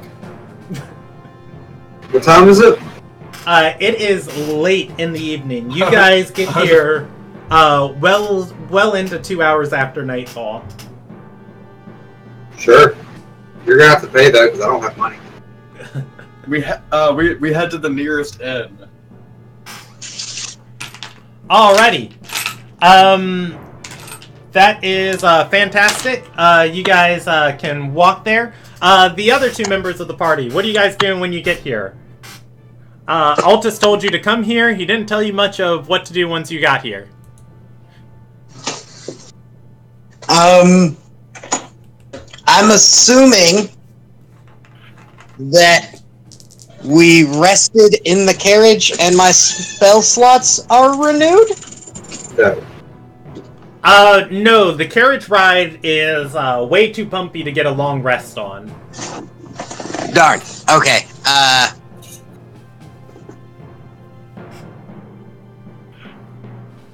I start asking if anyone has seen a village idiot with a skull.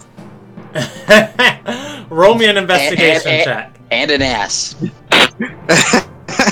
I don't know that. Yeah. Yeah, you guys don't know about my donkey yet. I can't wait to show you. He's an asshole. Does that count? Hey, Grax, you also want to roll an investigation check? Or Lumigrax can help. It's up to you guys. I guess I will roll an investigation check. All right, believe. Asking around, yeah, some weird individuals blew into town recently. They point you to a tavern regulated by the Risen on the north side of the city. I've spent enough to get us visibly drunk as well. The closest tavern to you guys is one called the Lucky Lad Inn. This place is exceptionally lavish in design. However, it is not well maintained. So, walking to this place, you can see, beautiful white mortar building, wooden posts, in the corners of the wood to help, give this place a just very beautiful, Gothic modern structure of where areas of the building can protrude without necessarily being supported by anything underneath it. And it's, this is an art this is an artistic piece of a building to look at. But stepping inside, dirt tracks in on your feet. There's hay on the ground that, has blown in here that hasn't been swept out. Some of the torches on the wall, where you'd expect torches, have large candles with, wax on top of, like, a wooden post. Wax dripping, all over this wooden post and down it. Not beautiful place. Not the cleanest place that you've ever been. So, as you guys get in here, you can just order drinks. The first thing you're going to know is this place is extremely overpriced. Fuck. I'm still getting us extremely drunk, Carter. Let's rock. You guys can pay 12 gold for a thing of wine, and it is enough to it's potent enough to knock both of you guys off your feet. I'll take 4. Is it gonna knock me off my feet? It's gonna be resistance, the poison and stuff like that. It's gonna be 48 gold. You can roll Constitution checks versus it. DC 18. Okay. 2 cups. How many am I making? 2 cups in. Each pitcher is enough for 8 cups. 2 cups in is enough to get drunk on this stuff. It's meant for each pitcher is meant for an entire group to enjoy. So let's see. You buy 4. There are 2 of you. They're 40. So there are 8 cups in a thing. 4 times 8 is 24. 2 cups, 10. So you guys can each make 10 checks if you drink all of this. Or you can drink until you're intoxicated. I'm not going to roll that many, so I'm just going to do this. If you try and drink all 10 of these, you probably will die. I'm too good to die. That sounds like a challenge. that sounds like a challenge. Oh, I didn't pass a single one of those checks, if you look. I didn't pass one. Oh, no. No, you passed the first. You passed the second. It's plus 8 on all of those. You passed the third. You passed the fourth. You fail the I didn't pass the fifth. fourth. The fourth was a 2. Oh, the fourth on my screen is a. Oh wait, 14. no. 5th is a 2. 6th is a 3. Never mind. Yeah, you failed the 6th and the. You failed the 5th and the 6th.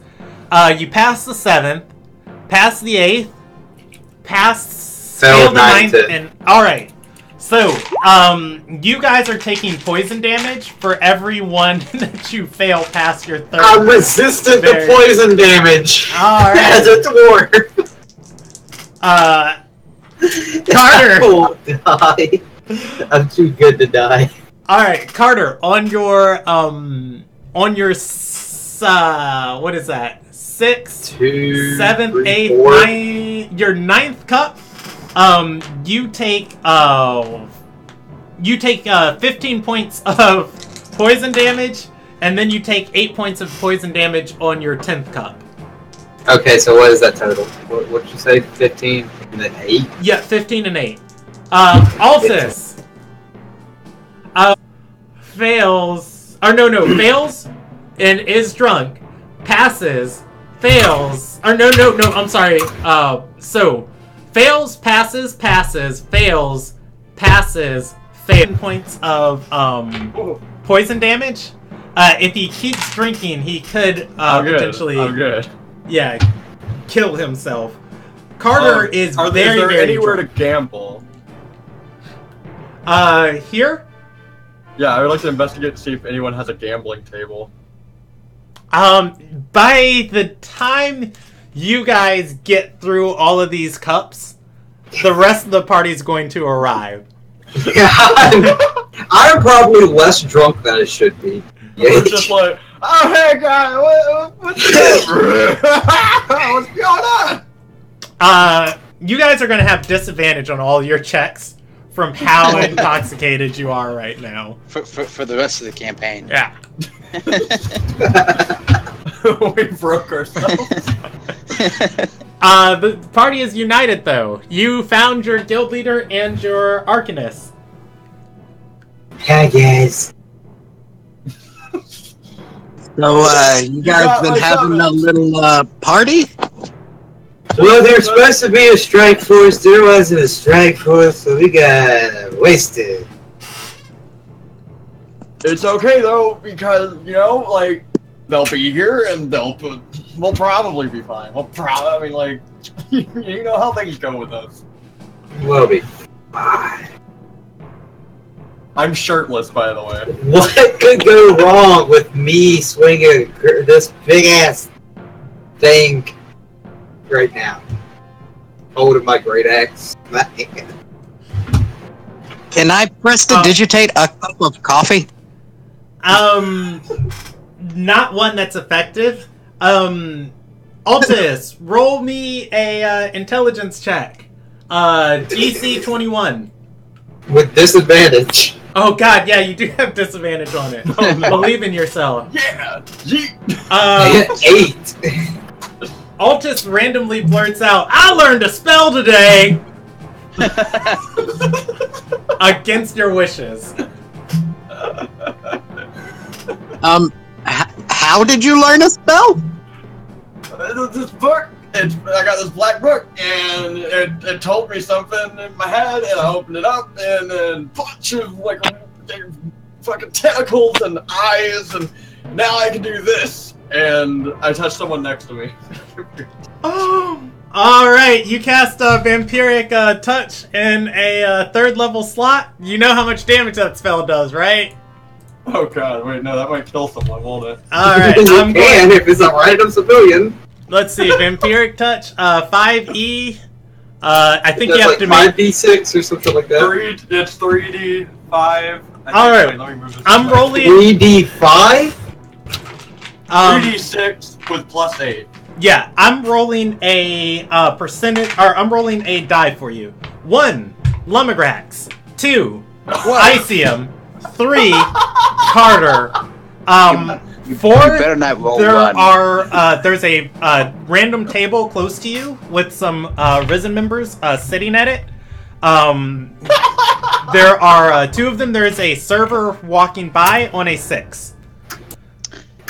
All right. Oh god. 2. I know. You grab Icium and you cast a vampiric touch. Make a spell attack make a spell attack at Icium. If this goes through, I might die. Please, for the love of God, kill Icium by accident here. It's not letting me cast it. Just wait, let me reopen the window for it. Oh, there it is. Don't worry, it's public roll. Do I get to react to this? It's not a disadvantage, but you probably still hit. Yeah, it is at disadvantage. It is? Okay. Yeah, 17. And it is against your AC. I'm 14. pretty sure that hit you. Oh no! If you have a reaction of anything you can do with the reaction, you can do that to try Lucky. and stop him. I use lucky To and force him a to reroll. reroll. If I was you, I would force the reroll on the 24. So I get to re-roll again? You can reroll one of your d20s. Yeah, I'll force the reroll on the 24. Please make it just another 24. That is still going to hit your AC. All right. My AC is 14. That's 13. Yes, It's plus 8 because of his I'm spell feel a lot casting. better because I'm at 17 hit points and I'm about to go. Oh my god, for real? Alright. I'm at I'm gonna 112. die. Alright, I just rolled 10 necrotic damage to Icium. That's not bad. Wait. I have the Stone of Good Luck. Does that help? No, not at all, actually. You just throw the stone at me like, stop! Icium. 10 damage isn't. Oh, go ahead. They'll just kill her at 10 full damage level doesn't 9. kill me. Okay. But I'm at 5 HP. Are you fucking for real? Yeah. 15 HP at level 8? What the fuck is wrong with you? No, I wasn't full health. Oh. By the way, for Icium, too, we rolled you up as based ASMR. We didn't use Volo's guide, did we? I don't believe we did. Yeah, so don't forget you have resistance to necrotic damage, I believe. I do have resistance. What does that do? Because I already put the 5 damage or the 5 heal. No, it only deals in 5 damage. You still take 5 HP. Yeah. For the feat, I won't remind you of that every time. Because so many people have weird and all over the place damage resistance. I do just want to say, Brandon could have saved you from that damage by making me wild magic surge. You still do have wild magic surge. Go ahead, roll me a d20. Why would you remind him of that? You're going to make something worse happen. He wants to blow us all up, is what it is. Alright, you're fine. Yeah, you have to roll a 1 for it to activate. Or a 20. No, just the one on this. Altus grabs you and says, I can do this now. You feel your essence siphon out. In Altus's hand is also a ruby gemstone. Wait, I have a ruby gemstone now? Yes. You did not have one before. Where'd you get the ruby? I don't know. Maybe it's your soul. Maybe I sucked it out of you. Yeah, I'm gonna take that. I'm gonna snatch my hand back and I'm gonna investigate. Fucking I will contest him on that. I will touch you again. I will kill you. I will sleight of hand to try to grab it out of his hand without him even. I'm just trying to remind you, I am drunk and my character's not thinking right. Go ahead and roll a sleight of hand check. 15. Can I react? You are looking at your hand and there's no gem there. Where'd it go? What? No. I pocket it. It's probably gonna kill you just saying, like, a dude in black contacted me and there's a good chance that's like... You're too drunk to tell me all of this. You're far too drunk to tell me all of this. Man in black! He bad boy! Altus gets another sending and says, how do you know I was wearing black at the time? I'm kidding. I also want to say, because Lumberjack is my friend, I give him the rest of my pitcher for him to drink, because, I don't want to go to waste. Yeah. Greg, you probably don't want to drink that. I take a sip.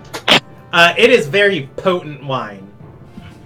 Just a sip, that's all. Yeah, you're fine on a sip. Just gulps it down.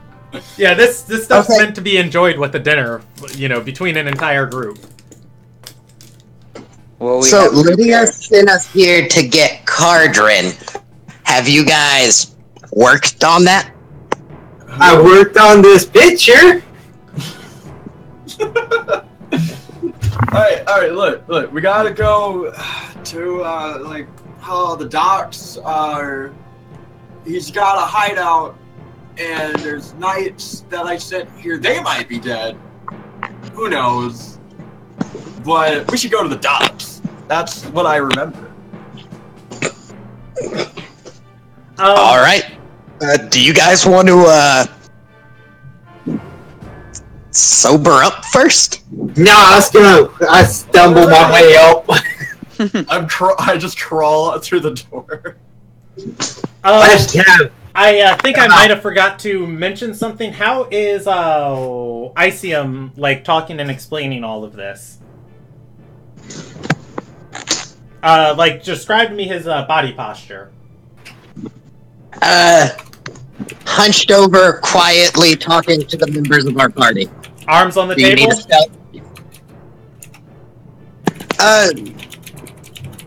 No, I would say leaning down because he just hit me. I didn't hit you, I sucked your life essence out. No homo. Leaning down, how so?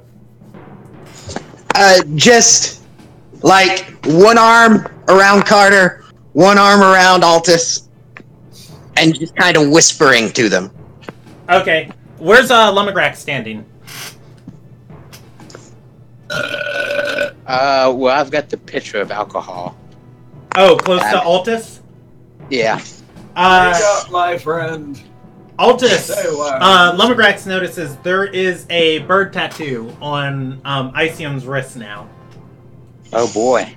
Lumbercraft is like, should I just kill them all now? It was there before the spell, by the way. Damn it! I thought I was like I became death. Hey, while this is all going on, can I cast Aura of Vitality and just start healing all of us? Yeah, you can. If you have the spell slot to burn. I mean, I can just heal myself with Vampiric Touch. You want to see it again? No.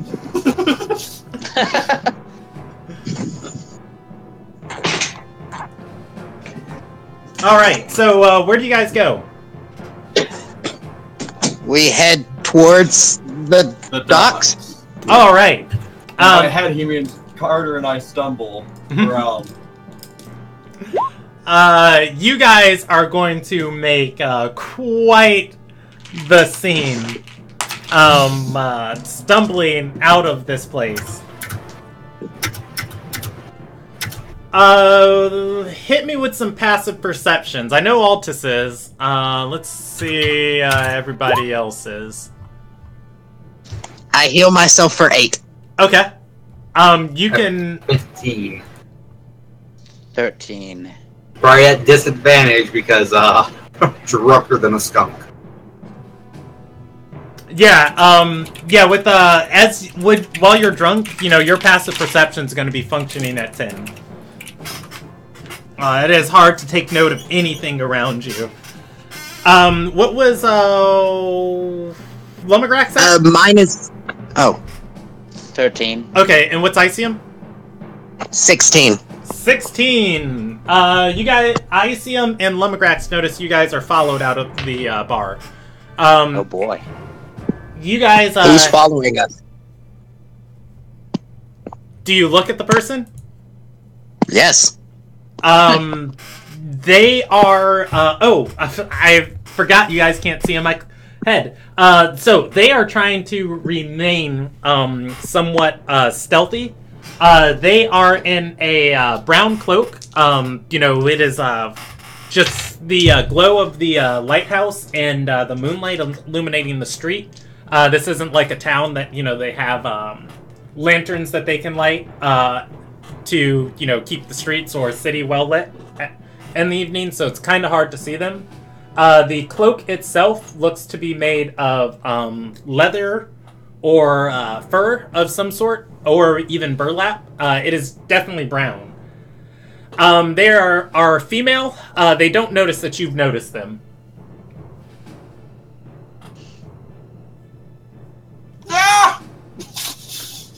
What was that? Let's keep moving.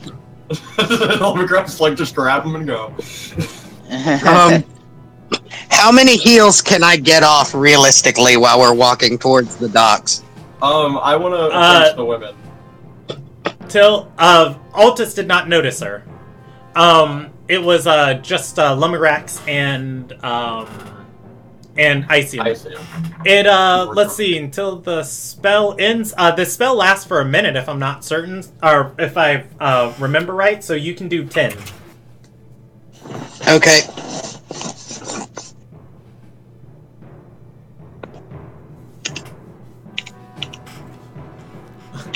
You see, the real enemy is yourselves. The real enemy is your decision. 18 d6. Why 18? You heal. It's 2d6. You heal yourself is it 2d6? every single action. No. I will start off by healing myself for the first 2, which is 16. Puts me at 26. Grax, what's your health looking like? I'm at 4 health. Carter, what's your health looking like? I'm at 112 out of my 123. Hey, Lumerax took damage earlier. He took, I think he took 12 damage when the spell exploded. That hit everybody. No save. Oh, okay. I didn't know that. Then I'm taking 12 damage. What's Altus looking like? 23 out of 38. Altus is fine. He's got vampiric touch. Yeah. Want to say it again? Okay, I will heal myself for another 8. 34. Then another 6.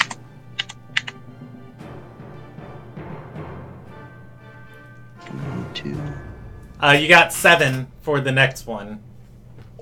Yeah, I'm gonna add that 7 to me as well. Alright. Just take it, all of it. You've got 10. I'm gonna bring myself back up to full health at 55. You got 9. Altus. Alright. You No, got you know what? Grax. I heal Grax. Fuck Altus. You've got 5. Okay. Carter can have 5. You got 7. Hey, Carter. Carter. Can I do that thing I did real quick? You look real healthy. You look great. Fuck off. Altus can have the next one, the 7. Alright, and then you've got That's a final real one of shit. 7. Altus can have the final one of 7. I got 30 now. I'm Alright. feeling great. Still eyeing Carter though. If you do it to me, I'll take your arm off. I still got another arm to do it. It'll be okay. I would limb somebody right here. Alright, Just so take your arms, legs off, and call you We mad. gotta find those knights, guys. We gotta move. you guys head towards the docks. So this city is a half a mile wide. For the entirety of the half a mile, it is kind of, and I'm going to delete this beautiful West Virginia text.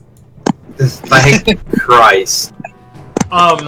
You can imagine, this is kind of the coast here, and water, and I'm going to draw the city in red. Well, that's not red, even though I clicked it, but that's fair. The entirety of the city borders the coast for a entire half a mile. You guys are currently in the northeast part of the city. Which part of the coast do you want to go to? About the middle? All right. The middle. All right. So, it doesn't take you guys too long to get there. The person tails you the entire way. Looking to the...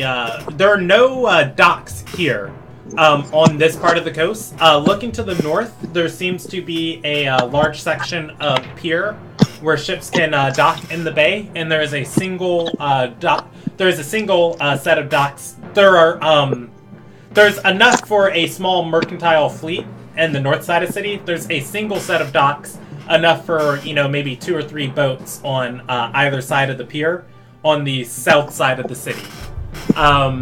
Where you guys notice... Is there an alleyway?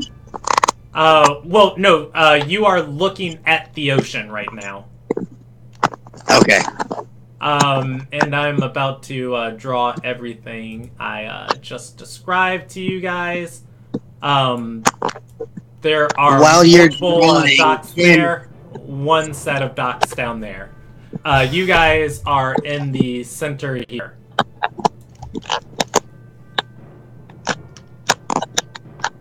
Can locate creatures locate someone that I've had described to me but haven't seen?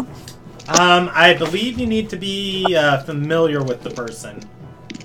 Let us see. What was that question, Tracy? Where the hell are these knights?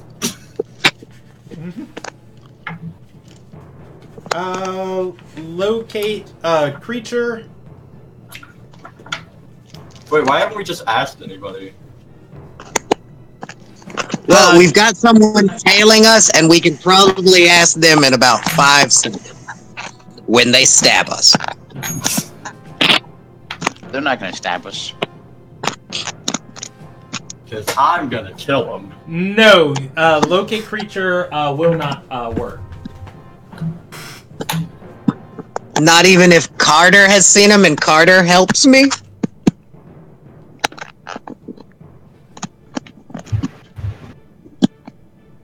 I forget, have I seen Carter before? You have not. Oh, I thought you said you had at the party. My bad. I know him, I don't know, I haven't seen him. What would you guys like to do? I can describe what you see with your passive perception. Passive perception. Alrighty. Your passive perception. So, there is a, the main road goes in through this town, goes from the east gate to the west gate, and then there's a north gate too. So if you think of the town just divided in, quadrants like that, it leads, the south road actually leads into this whole subsection of the town, and there is another western gate that you guys have passed here, and this whole bottom part of the town is just a collection of everything that goes into maintaining this port. You headed towards the west gate, the southern west gate. You took another road that led off and kind of and I can draw where all of these gates are. You took another road that led off and kind of curved back around here to the center of these docks. You can see there are 2 sections of these docks. The north looks like very well organized buildings built of stone, and some of them you can see they have their own guards or mercenaries with torches moving through the upper floors of the building. Lights on, it's a warm breeze coming off of the coast even at night. For the south side of town, however, looking at these, all of these buildings look squeezed in wherever they can fit in. Some of them are built of wood, some of them are built of stone, some are built of marble. Can I see anyone? Can you see anybody? Yes. From your vantage point, you can see there are a couple people outside some of these buildings. Mostly just patrols, although not as well patrolled as the north side. Oh, wait. You see dots moving. I go to the dots. Alright, Alta starts wobbling off towards the dots. Do we still have our tail? You wanna I don't have a tail. look for her? So pat my ass like I don't have a tail. You can see a place that she has hunkered down, hiding. She notices you looking at her, and she is going to hide. I do that. What is that? Oh, what do you say? Suggestion. And I say, Back that ass up. Come on, back. we won't hurt you if you follow my commands for the next 8 hours. Is that allowed? You have to concentrate on the spell for 8 hours. That's fine. I can drop concentration at any time, but I can. I love how you're like, we won't hurt you, knowing you have a drunk Arcanist that just hurt you. And a very drunk barbarian that doesn't give a damn right now. I can guarantee your safety, even though I can't guarantee my own. I mean, I'd just leave out that part. Alright, let's see this. All right, and it's a wisdom save. It is a wisdom save. All right. What is your spell DC? 16. She fails it. The woman steps out of the shadows. As she gets closer to you, she's going to say, "I never worried about you, or I never worried about you hurting me. I just wanted to make sure you didn't get yourselves killed." You guys recognize Lil Haran as she gets closer. Oh, shit! Ellie! I drop concentration. As you do, she is going to know she's been magically charmed. And she's gonna kind of look side to side and then back at the boxes. And then if Carter drunkenly comes to hug her, she's gonna put up a hand pushing him away. Hand on his face, trying to stop Oh him. no, I didn't go to hug her. I just kind of threw my hands in the air Allie! Hey, let's go back. Let's go back over to those boxes. That seems like a good hiding spot to talk. What about the dots? Ignore the dots. What are you doing here, Allie? She's gonna say, I was investigating, or I was looking into that investigator that went missing. The blue contract. Which investigator? The blue Oh, And yeah. she's going to realize how drunk Carter is. She thought you guys were drunk. But she didn't see to, what level. And she's going to pinch her eyebrows and say, I don't want to be near you guys when you get attacked. No, don't worry. If we I get start attacked, vomiting. run away. I'm fine. I'm Have you heard anything about Cardrin while you've been here? She's going to nod and say, yes, I was planning on meeting with him tomorrow. Ooh, Where's the meeting place? I need to see him. Oh, excuse I me. interrupt and say, have you seen that Legion, the Night Squad, that I talked to and said? Because I'm very afraid they're dead, but I say it very drunkenly, Legion, I'm in watch, I sent, and we can't find... She's going to shake her head and say, no orders have been through the city except for the ones posted here. But Cardrin himself runs most operations out of here. He's a merchant lord. If you want to do anything in the city, most of the time you need his approval. We're here to kill him. No, we're not. No, we're not. Yeah, her eyes go wide. Carter, roll me a deception check. I mean, I wasn't here to kill him, but that's not really the Wait, yeah, we're actually not here to kill him. We're supposed to take him back to Lydia. I wasn't going to kill him because I had... It's too dangerous. Yeah. I'm not here to kill him. I gotta... Okay, deception?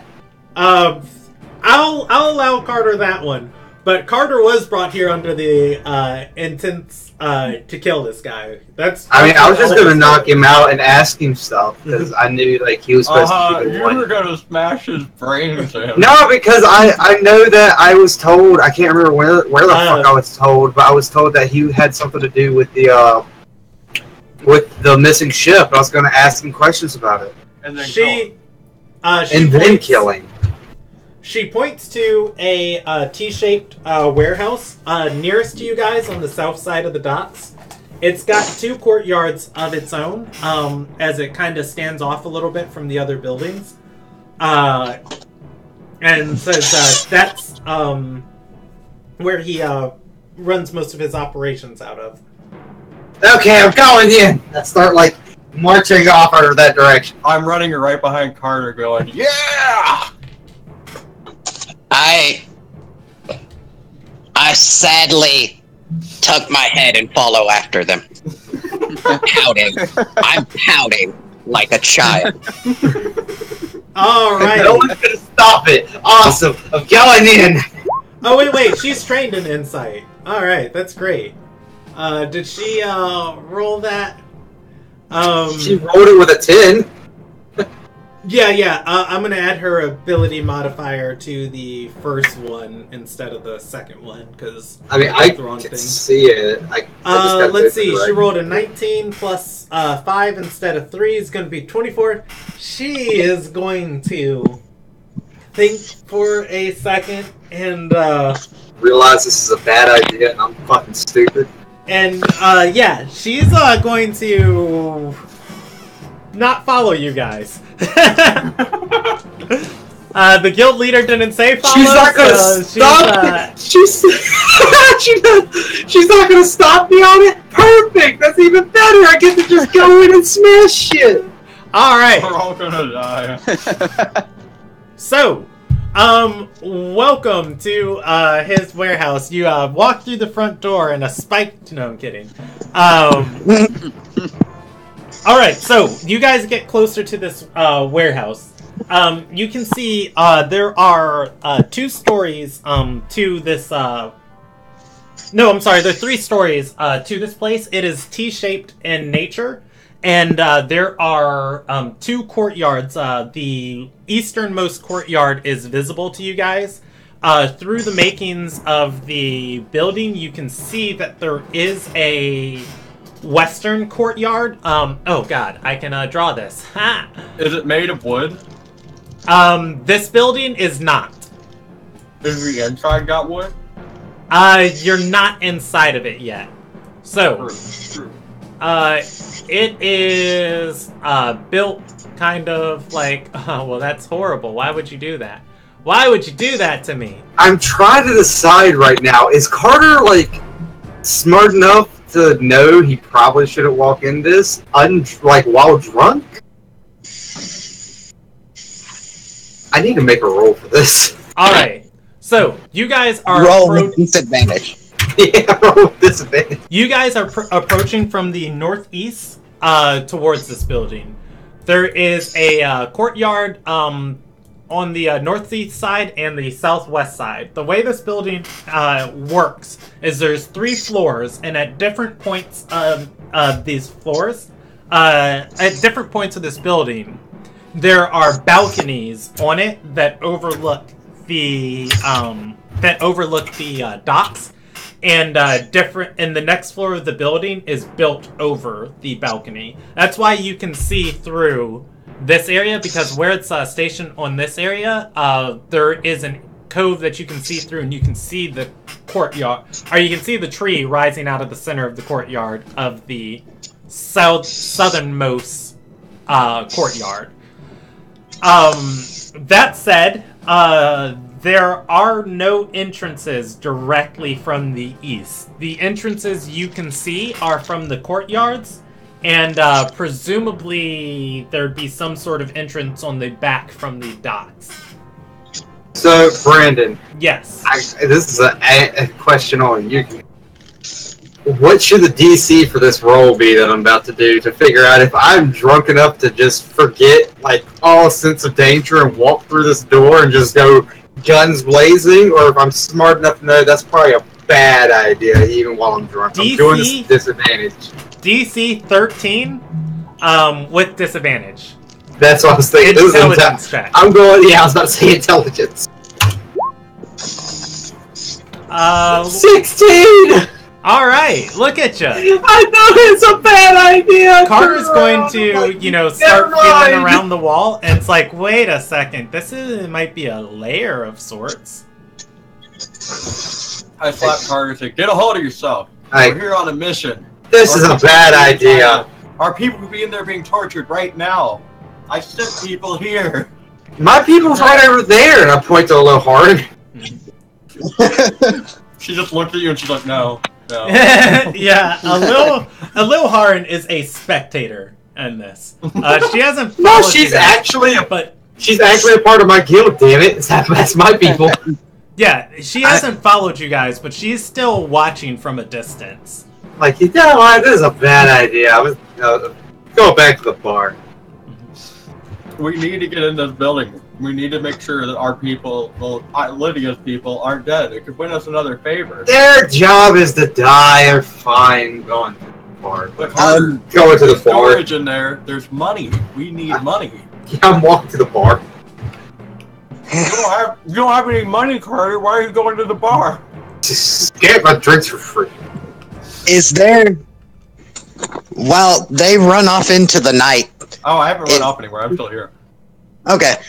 Is there, like, a guard posted at any of these entrances? I feel like a merchant lord would have guards. Yeah, in the courtyard, you can see torches moving occasionally. Like, one or two people just moving about in these balconies. But otherwise, the south side of the town isn't, well patrolled like the north side is. I sneak up Mission Impossible style. Alrighty. Up to the door. Which one? Are you going through the courtyards or are you going from the docks? You just out. Are you going from the courtyard or are you going from the docks? You cut out again. Am I going to the courtyard? Are you? I was away from my mic. Are you going from the courtyard? Or are you going from the docks? I feel like the courtyard will be better. Or no, the docks. Alrighty, roll me a stealth check. You have disadvantage. I'm gonna use my inspiration. You have a regular check. Do. You guys see Icium sneak off. What's everybody else doing? No, that wasn't Icium, that was me. Oh, I'm sorry. You see, that's what I meant. You see Alta sneak off. What's everybody else doing? I'm gonna walk up to one of the guards. Okay. And the courtyard, or from the bottom floor of the building, calling up to one on the balcony? One of the ones in the courtyard. Okay. Cool. I walk up non-threateningly. What is Lumigrax doing? I shake my head at the horrible idea of this whole plan. I went back to a bar. And I come drink. I watch from a distance to see what happens. Alrighty. So you're just... Now we're going to get to see two crazy people deal with a problem in two vastly different ways. So Lumigrax is just standing out here from a distance. Yeah. And just standing in the night? Okay, great. Okay. So, as Icium, we'll handle him first. You go to the front. You go to the eastern courtyard. Here, the guard is actually stationary, just kind of on duty, talking to another guard. Who's this. Yeah, keep a lookout for anybody trying to get into the warehouse, steal the goods, steal the gold, or anything like that. Like, just raise the alarm. And as you approach, he's gonna say, "Oh, ho!" He places a hand on weapon and says, "What business do you have here?" I'm on very important business to see Cardrin. I've been sent by the highest power. God? The second highest power. Jeebus? The DM told me I need to kill you guys. The DM said me. Alright, he's gonna smile and says, Cardrin don't do much business in the dark. Come back in the morning. Sounds fair. And I walk away. No, I'm the only one here now. Shit. Alright. Grax is watching from a distance. I'm still gonna need to know this for later. What's Grax do when he sees Icium walking away? He follows. Well, he follows with his eyes as far as he can see, and then he once he loses sight, he walks towards that direction. Where Icium went? Yeah. Oh, okay. Before we get to me, I will be right back. I have to get a drink. I can't wait any longer. I am so sorry. Okay. Yeah, go ahead and get a drink. I'll be right back. So Grax is going to walk towards Icium. That's nice. But in a slow, leisurely way. Non-threatening. Because drunk people are stupid. And they I'm get not in trouble. drunk. Yeah, Icium's I'm not just drunk. stupid. Or stupid people are stupid, and they get in trouble. I think I handled that situation well, all things considered. Come back in the morning. All right. Immediate 180 and walk away.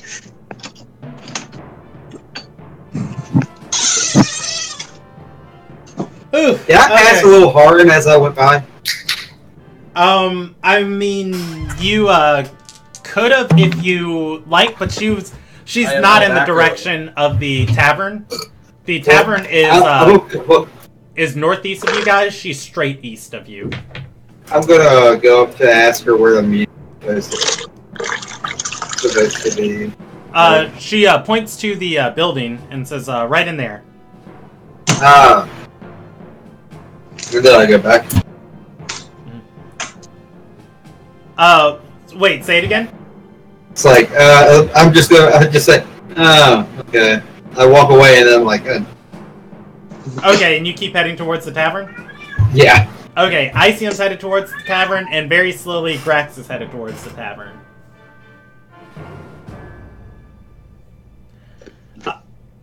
Have fun, Altus. So, Altus, you Yay. sneak around to the back of the building.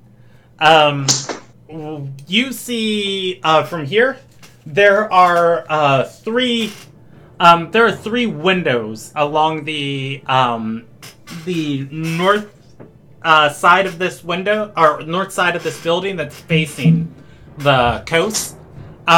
There's a light coming from one of them. However, you can see an area where it looks like there's a wall here, but you can see kind of, if you're looking at this, kind of like this little porch area in here. That is between where these that would kind of be an entranceway to enter into here. The porch area is still guards outside. No, there's no guards back here on this. The porch area is still outside, but it steps into a central area underneath the building that seems to... this area is covered in wood, and there are counters. Well, before you get over there, moving by the windows, what... do you want to keep moving by the windows, or no? I want to peek into the windows, just like barely, like not really put my head up, but like just like eye level, like right on the sill, and see if I can look in. There is somebody in this room. They notice you, but they don't notice you. You're just kind of like a shadow moving against the ocean, and they look in your direction, and your head, you snap back. Okay. You just see like the blur of somebody there, and you like see them look to you. Like, whoa. What am I gonna do? I want to check out the bottom. I want to see what's down there. All right, if you crawl on your belly, you can move by these windows. There is somebody who has came to this window, and it is before. And I'm letting you know this before you round the corner. Since Alil Nagai, it's like such a temperate place. A lot of the times, windows don't have glass panes; they just have shutters they put over them in the times of storms. So he just leans his head out of the window, and you just feel that wind of somebody like next to you, and you're still around the corner, and he's just like looking out in this area. Your stealth check has been challenged by him, and he beat it. You can keep with the same roll, or you can roll a different one, or you can go someplace else. What are my other options? You can roll another stealth check to try and sneak by him. You can keep your same stealth check. You can attack him. You can try and get in a different way, or you can just wait and see what happens. Attack him. Or you can talk to him. I'm gonna talk to him. Yeah. As you move to talk to him, he's is moving back inside the window and must be seeing things. What do you say? I say, hey there. Would 50 gold seal our friendship and we can talk for a minute? Buddy. You are very drunk. Roll me a persuasion check with disadvantage. It comes up. But here he comes. He is going to see Altus, and a very wide smile is going to grow across his face as he grabs you and pulls you into the window. He's going to roll a athletics check. You can contest it if you'd like. But he's going to say, now, friend. No. Friendship in Caius Coast is worth at least 75 gold. Make it 100. And he's going to say, you're a hard bargainer. He brings you inside and proceeds to take advantage of the drunken civilian. Do you pay him 100 gold? Yes. Yeah. Oh my god. As you give him, 100 gold, you can see these are a guard quarters of sorts. There are 3 other people here sleeping. He's going to walk over to his bed, lift up the mattress, and grab something from underneath. It looks like a blur to Altus, and he's gonna push you towards the table and say, "Tell me, friend, do you gamble?" He is moving whatever this is between his hands. Of course I gamble. I'm a gambling man. And he's gonna say, "Well, the price." Are you dressed like a woman right now? Yes. No, Altus is shirtless. Oh yeah, that's right. No, I took my shirt off. So I'm guessing I took my disguise off in the bar. So everyone's probably like, "What the fuck?" Well, I mean, nobody here even knows you. It doesn't matter. Yeah, You just look like a rich, crazy, drunken hobo. So him normally. Yeah. Yes. He begins playing, or dealing out what eventually unblurs to Altus as playing cards. And he's gonna say, first hand's free. Okay. How do I play? Shut up. Yeah, he's gonna say, well, first you put 5 gold on the table. Make it 20. He flips over a card and says, ooh, tough luck. He pulls it towards him. And says, you want to play another hand? I thought the first hand was free. You're not there. He says, shut up. Real quick. Out of character. What were the people that I sent? Were they like members of the Risen or?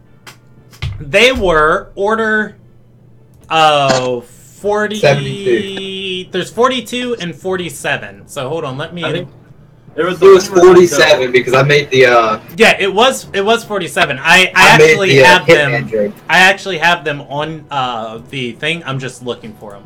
All right, you sent Order 42. 47 is Lydia's order. Captain Kenyara Calendir. Oh, then she has. Oh God, why is this thing up? No, I don't want that. Opt out. Opt in. Oh, I don't have portraits for the rest of her people. Oh, hey, the rest of her people aren't visible. You saw her whole order, although you are not aware of their names, but I am going to show them to you guys, just because. I mean, I know her name, right? Yeah. You know Captain Calendir. Okay. I'm gonna say, how about we spice this thing up a little bit, and if I win this hand, I get some information. If you win this hand, you get 40 gold. He's going to nod and says, that sounds pleasing. Do I get to like roll a d20 or something to try Yes, and win? if you are proficient with playing cards, you can actually play this game. It is a game of actual mathematics going on. Why not? You have an actual deck of playing cards, so am I proficient? What is your background? Let's see, where's that at? It should. King. The sad thing is, I have Altus's character sheet up so much all the time. It's Charlatan, and Charlatan, you are proficient with disguise kit, forgery kit. You are not proficient with a. You're not proficient out of the gate with a. Playing cards. Yeah, with playing cards. You do have a favorite scheme. Did you roll your favorite scheme? I did not. All right. I would like to. Apparently, I don't know where that's at. I have to roll it. Roll a d6 for me. Sorry. I'm slowly turning into 5. I run sleight of hand cons on street corners. That's not a sleight of hand to steal somebody's donkey. You just ask for it.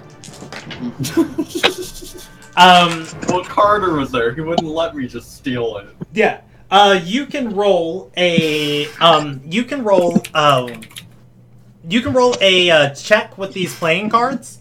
It would. If you'd like, you can do it as dexterity to try and cheat and slide the cards around as they're being dealt out to you.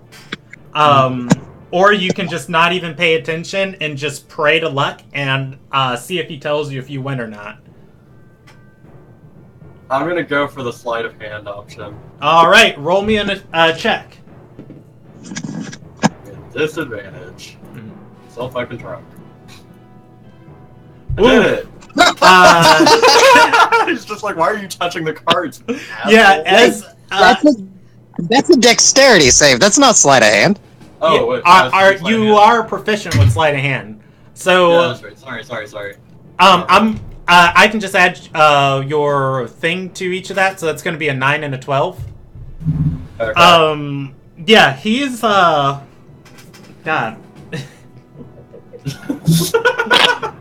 He's going Is he to. distracted by all the money? Yeah, he's going to see you like touching these cards, and just like a parent, like teaching a drunk child, like every 2 seconds, he's gonna slap your hand away, like, hey, come on. I'm gonna pull out Scobie and just be like, at the end of the game, the numbers do not add up in Isium's favor. Altus. Altus's favor to beat this guy. And he's gonna say, double or nothing? oh god, let's do it. I'm a man of money. Alright, roll me another sleight of hand check with disadvantage. I take it. So, hey Carter, we're gonna be for real poor together. Not even there. What are you talking about? You're already poor. 14. You don't have to be. Alright, so he gets full of himself as he's dealing these cards. Even a couple times, like, as you keep, like, going to move the cards, it's becoming a joke to him now, like, as he's, like, slapping away your hand, like, come on. Hey, Rick, just get up. And he, looks back and, he's like, and his guard buddies are asleep.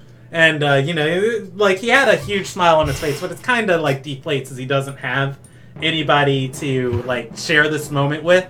Altus is able to use that moment actually to slide the cards properly. You beat him. He rolled a 3. Oh, thank God.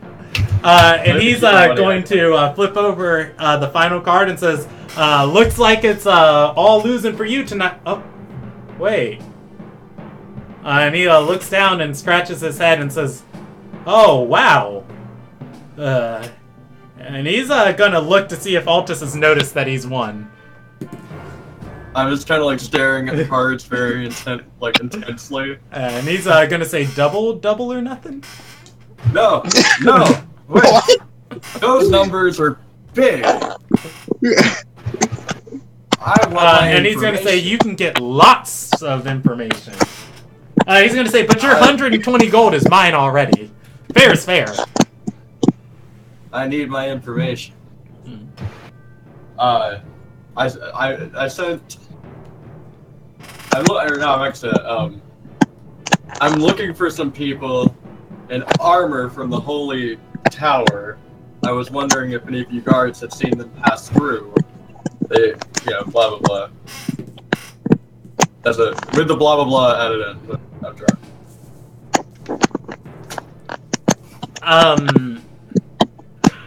Is that even coherent? Is Iman Watch actually a holy tower? Alright, he's going to roll a history check.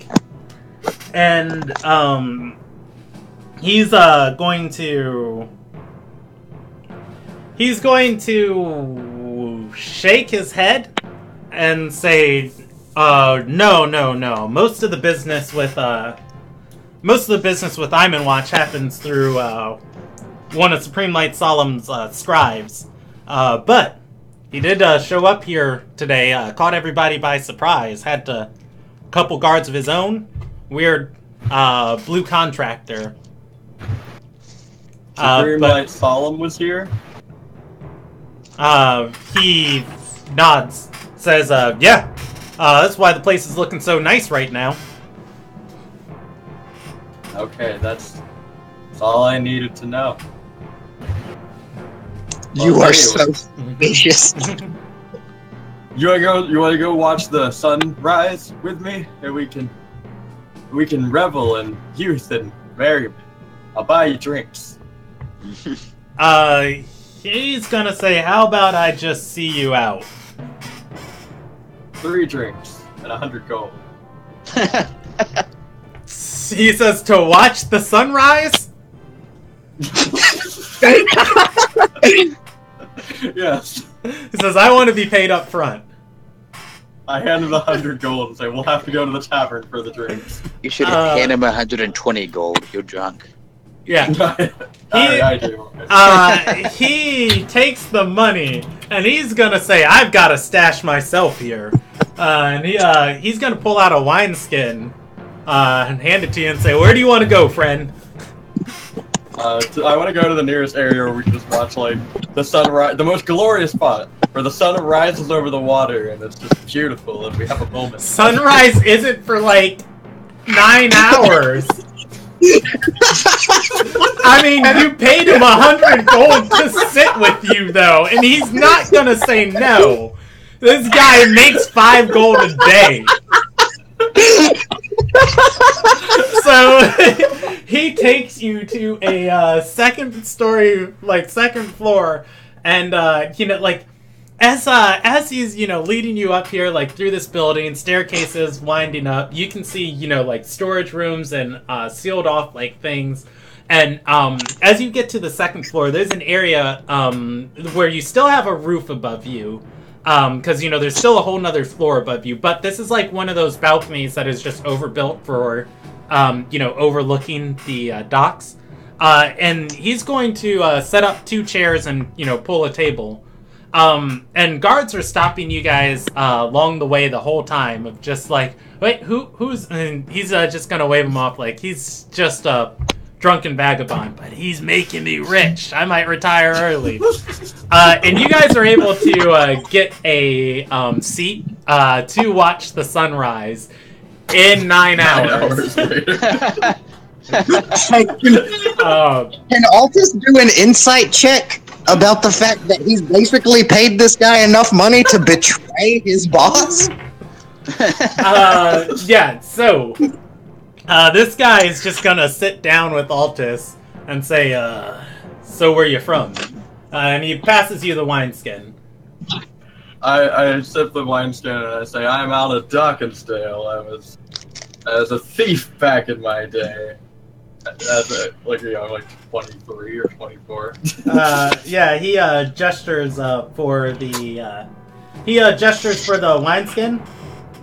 Yeah, I hand it over to him. Yeah, he takes a drink and says, "I did some business with crime back in the day. Advice to the young: get out while you can." Oh, don't worry. I work with this really great group of people, and well, actually, come to think of it, we fuck up everything more than we do anything right. He passes it back to you and says, "So, you celebrating tonight or something?" Oh, every night's a celebration when a black book talks to you. Oh God! He scratches his head and shrugs. And he's like gonna gesture for the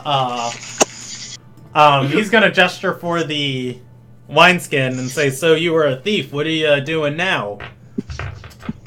Well, trying to be a hero, but what are you doing now? He shrugs and says, "I was just making a living, and then you just came here and gave me 240 gold." Well, I'm happy I could line your pockets, my friend. And I'm hoping for maybe an elongated friendship as time comes. I can come back and visit, and we can have sunset watches and drink in merriment and gamble away my money. He's going to kind of look side to side and say, "So, what?" Yeah. Oh, I'm sorry. Go ahead. I need friends. He takes a drink and says, "Don't we all?" And he's going to give you his name because he just got one. That's the Galkin name sheet. Let's go to the Lilnagian name sheet. I made a new NPC. Let's see. Ask him to join the guild. How about Hillfriend? Hillfriend? Hillfriend. No, Hillfriend. Hilfern. Hillfriend. He's gonna hand the wineskin back to you hand to hand and say, "Hillfriend." How, you said you're making a living, but my friend, there's much more money to be had in heroism. Think of what I thought you were gonna say heroin. Think of the money I passed on to you, and I still have more where it came from. Maybe you should join our guild. He's gonna shake his head and say, "Not much money for people like me to be made in big cities like Dockensdale." Don't worry, we work out of Dockensdale. We work everywhere. We unleashed an ancient evil upon the world from a tomb.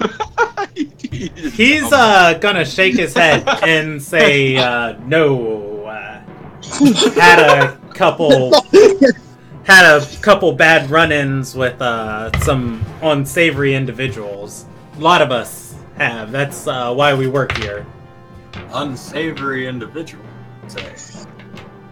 I gesture for the wine glass. He hands it to you, and he makes a gesture with his hand, with both of his hands to his canine teeth in his mouth. Werewolves. He laughs and says, "Close enough." Our guild does offer protection and the 401k. No. What? Gosh. And he said, "Well, don't get me wrong. I'd like to work out of Dockensdale if I could." He's But you gonna can. He's gonna look around and say, "People like me get killed in Dockensdale." Oh, no, we're highly respected there. No one would dare lay a hand on you. We know all of the criminal rackets. If anyone were to even try, we could just have them killed on the spot. He's gonna say, no, it's not the criminals I'm worried about. It's the people in charge.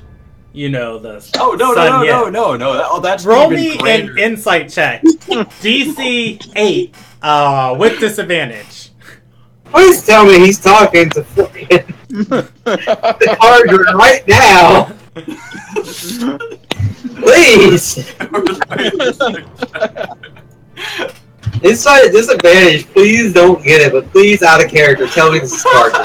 Like, send me a message for the love of God. What did I say it was? 8? Alright. 8.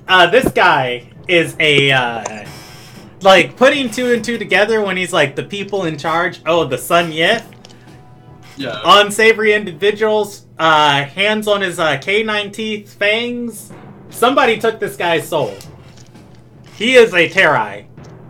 Oh, He gets killed on sight if he goes inside a major city. Oh no! Look, we will have you. Like, all of that. I was pardoned for 5 murders. You can't get pardoned for not having a soul. We own the Sun Yith. We run the Sun Yith, my friends. We will be more than. Well, let's get your soul back too, man. Why, you know, like we'll pardon everything. He's gonna laugh, patting you on your shoulder and say, "I like you, Altus."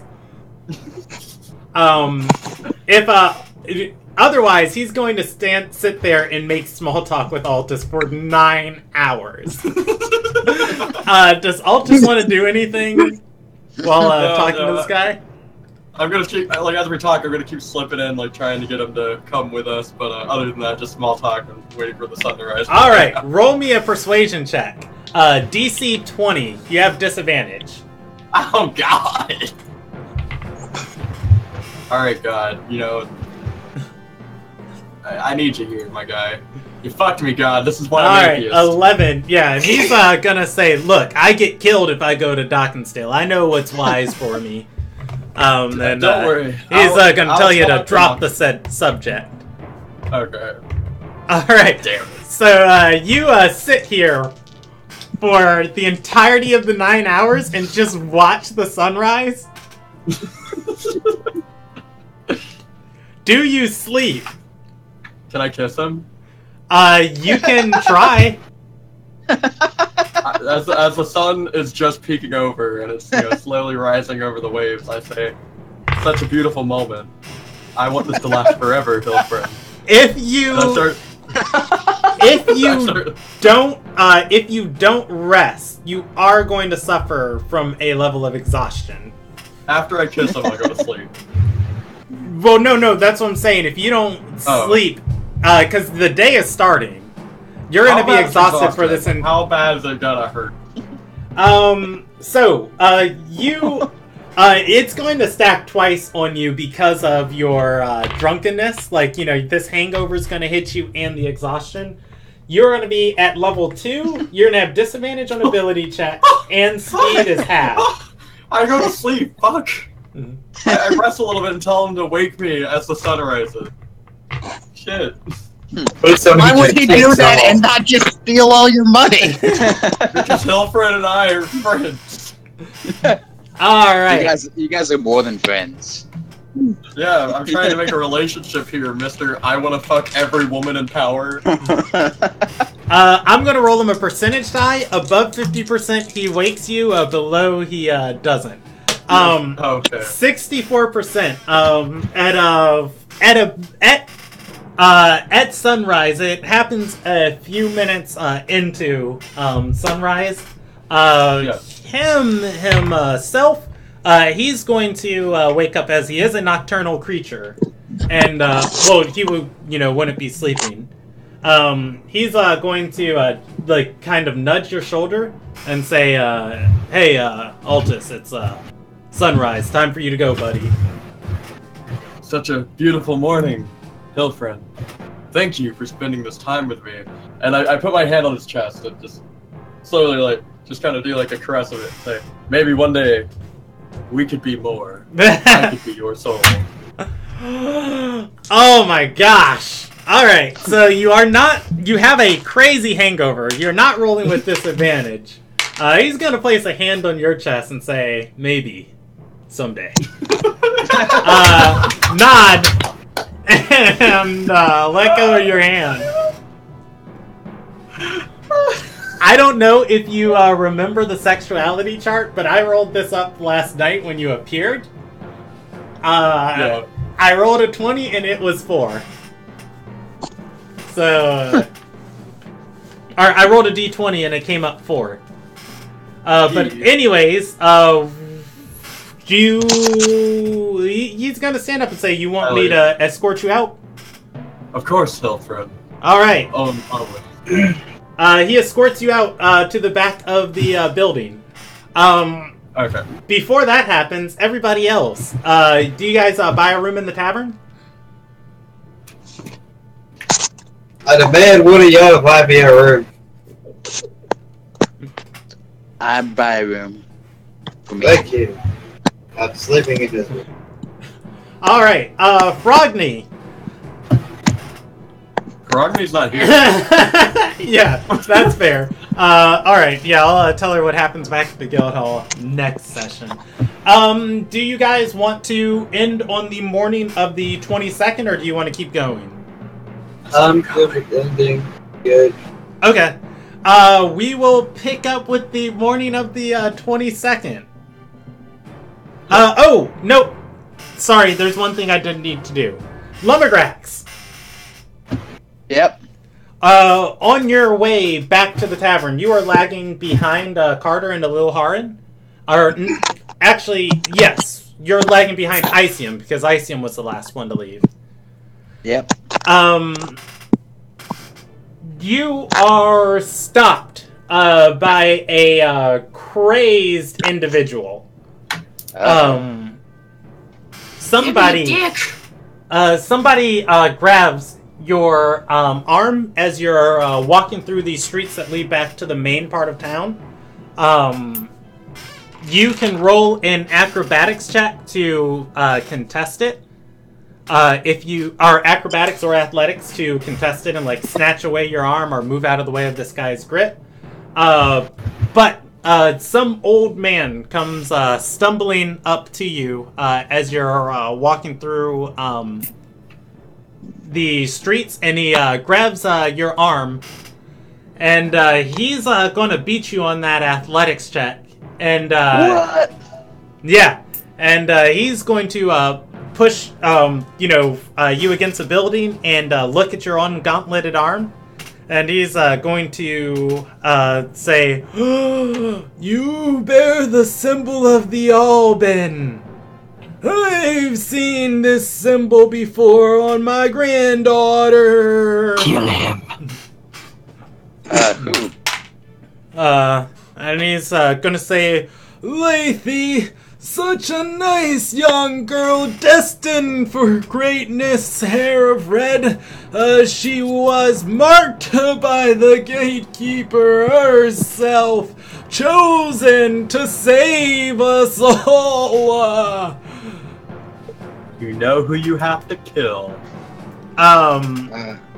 As he's sitting here talking, somebody's going to come up and grab him and say, "Granddad, it is a young boy. The boy is going to pull him off of you and say, 'I'm sorry, he just gets a little loopy.' He looks at the boy's arm and says, 'You bear the mark of the Alban, just like my granddaughter, marked by the gatekeeper, chosen to save us all.'"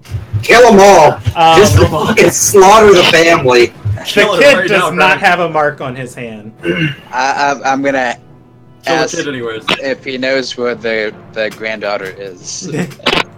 Jesus. The man, he's gonna look at you and say, "Aren't you my granddaughter, Lathy, you crone?"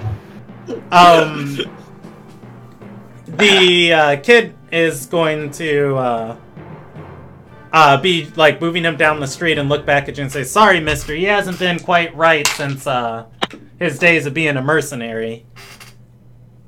Okay. Well, you didn't lift the kid's shirt up. What if it was higher up on his arm? You should kill him just to be safe, correct? I think I'm good. Does Grax say anything else to him? Nope. Alright. He's gonna say, Lathy, visit me sometime! Lathy! Lathy! Lathy? Yes, he keeps calling Lathy out was- to you. Luffy, what? Lathy? That's the name of the granddaughter? Yes. Okay. That's what he keeps calling out to you.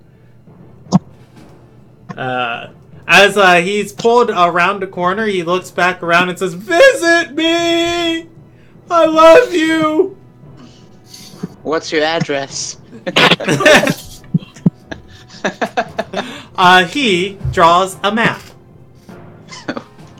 You Does don't have street names? does Grax really ask, what's his address? Yeah. He says, We live in the first building, just outside of the granddad. Boy, he's fooling him. And these kids, you hear them having a conversation. They are out of your distance to.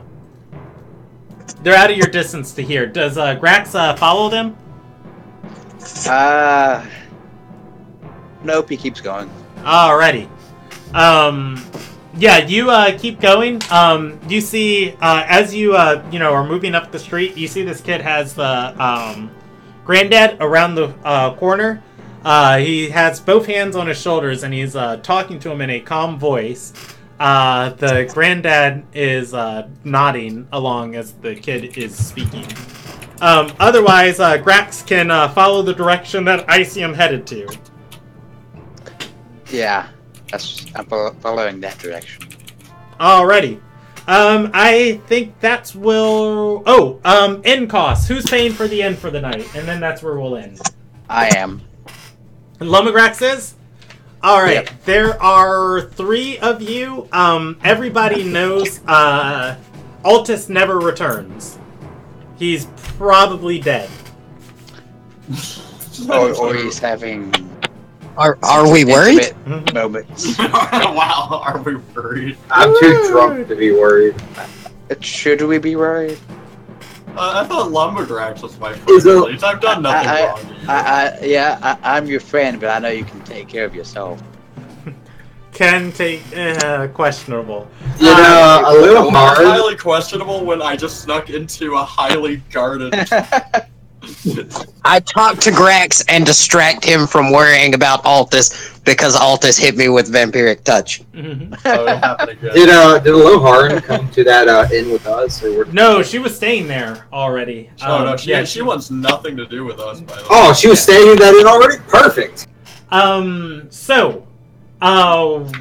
Lumagrax, for a Uh-huh. room, a room here fits, there are lots of rooms.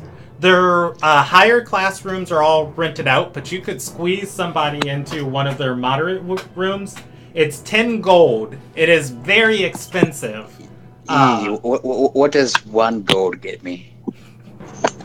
You can sleep in the stables with the donkey. You can And sleep the with my bear. donkey. Sleep with my donkey. That's what I'm gonna do. I'm gonna sleep with my bear. Well, you're gonna Yeah, do the donkey farts. I'm gonna be cheap and use 1 gold.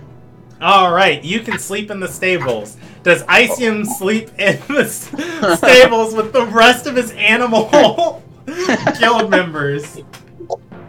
No, I have 900 gold, so I'm just gonna pay that 10 gold. Alright, rooms fit 2 people. Do you Grax welcome? can come with. Or I could find what's her name and see if she has an extra bed. A little Aura despises you guys. I'll just tackle her. She Icium charm her. despises. She despises I don't think she some guys. despises me.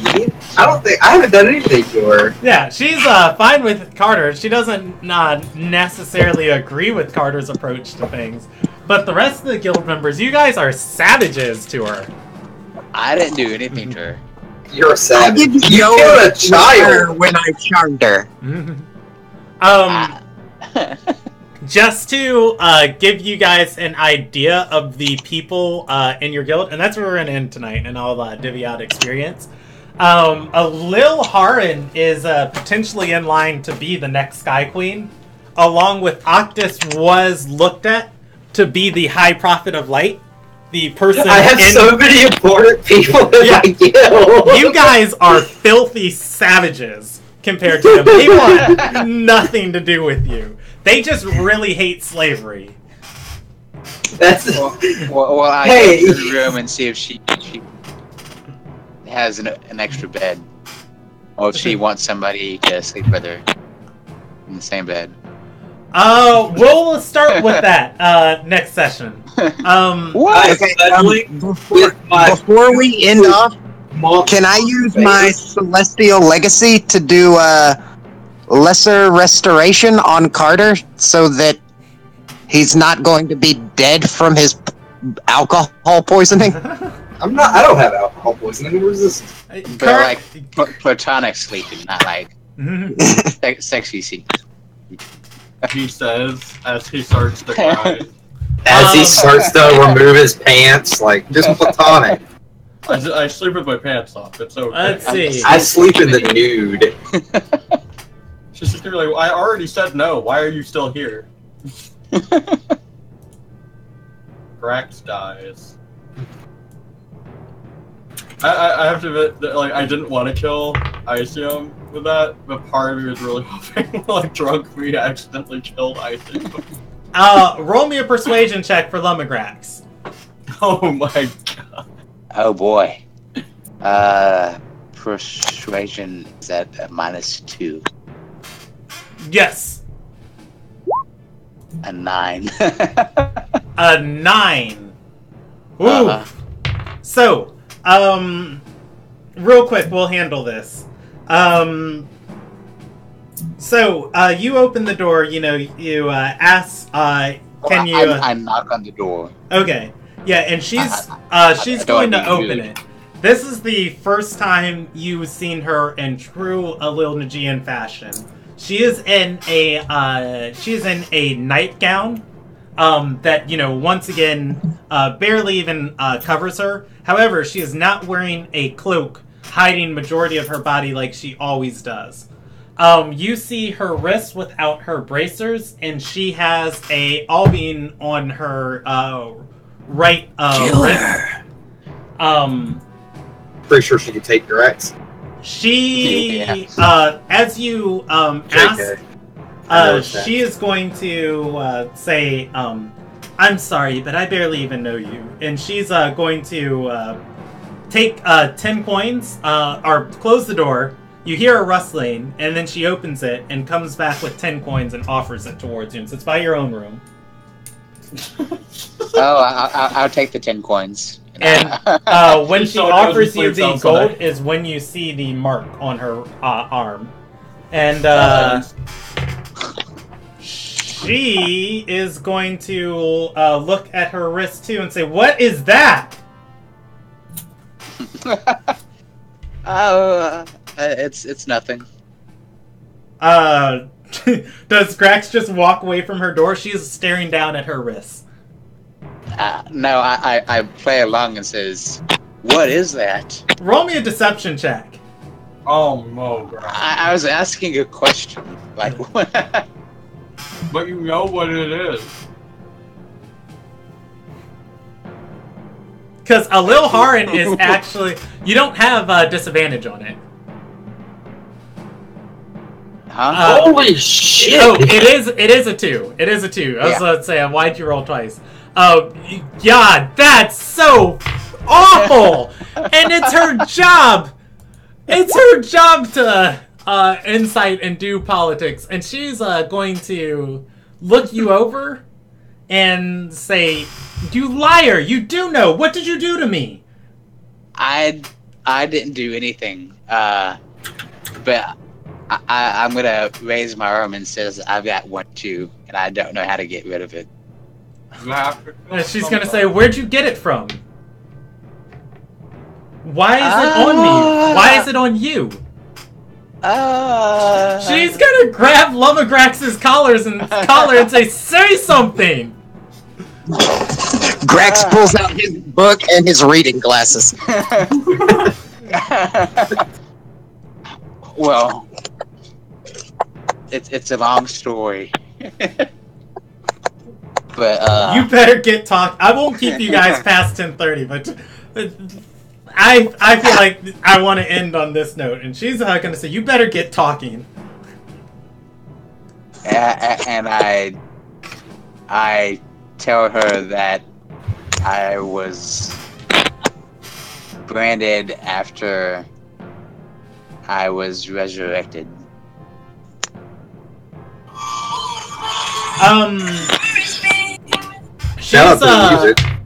She's gonna roll an investigation check on both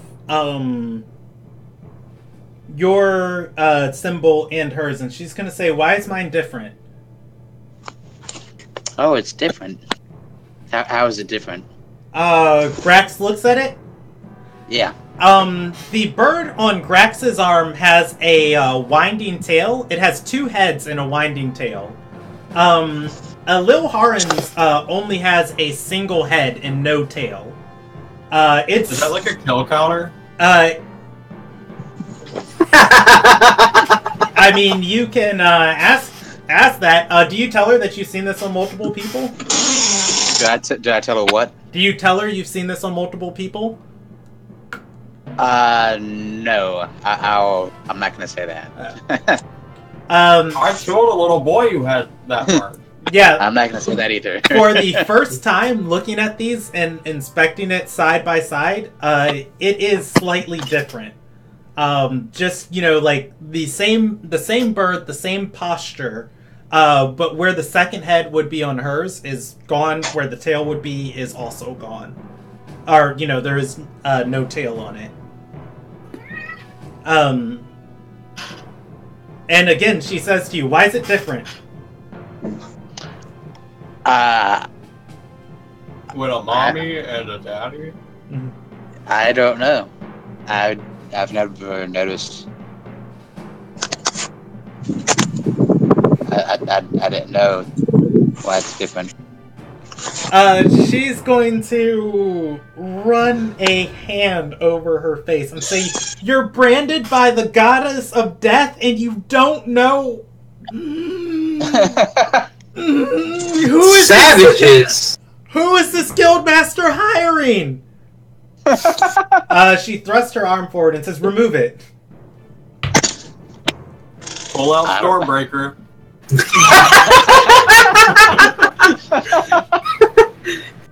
I don't know how to remove it. She slams the door in your face. I'm going to hear about this tomorrow, is the thing. I'm the one that's got to deal with this shit. I just can't wait to come back completely unscathed. I take the 10 gold that she didn't take away from me. Yeah, yeah. You get to keep the 10 gold. Good. So, just for those of who are keeping track, Icium did not have a mark before this session. Or did not have a mark, before this session. He has a mark now on his arm. It is there permanently visible as a tattoo. Carter has one also. Altus also has one. What are you infecting the entire country? He's actually the Archblight and doesn't know it. Lumagrax has never once looked at this and compared it to anybody else's. The most he's seen it like 3 feet away and is like, "That guy's got a bird tattoo." And then it's just there. Let's all whip it out next session. Oh, whoa. Hey, maybe Hilford can come and we can all whip it out. It is 28 minutes. Do you want to tell Icium and compare your marks?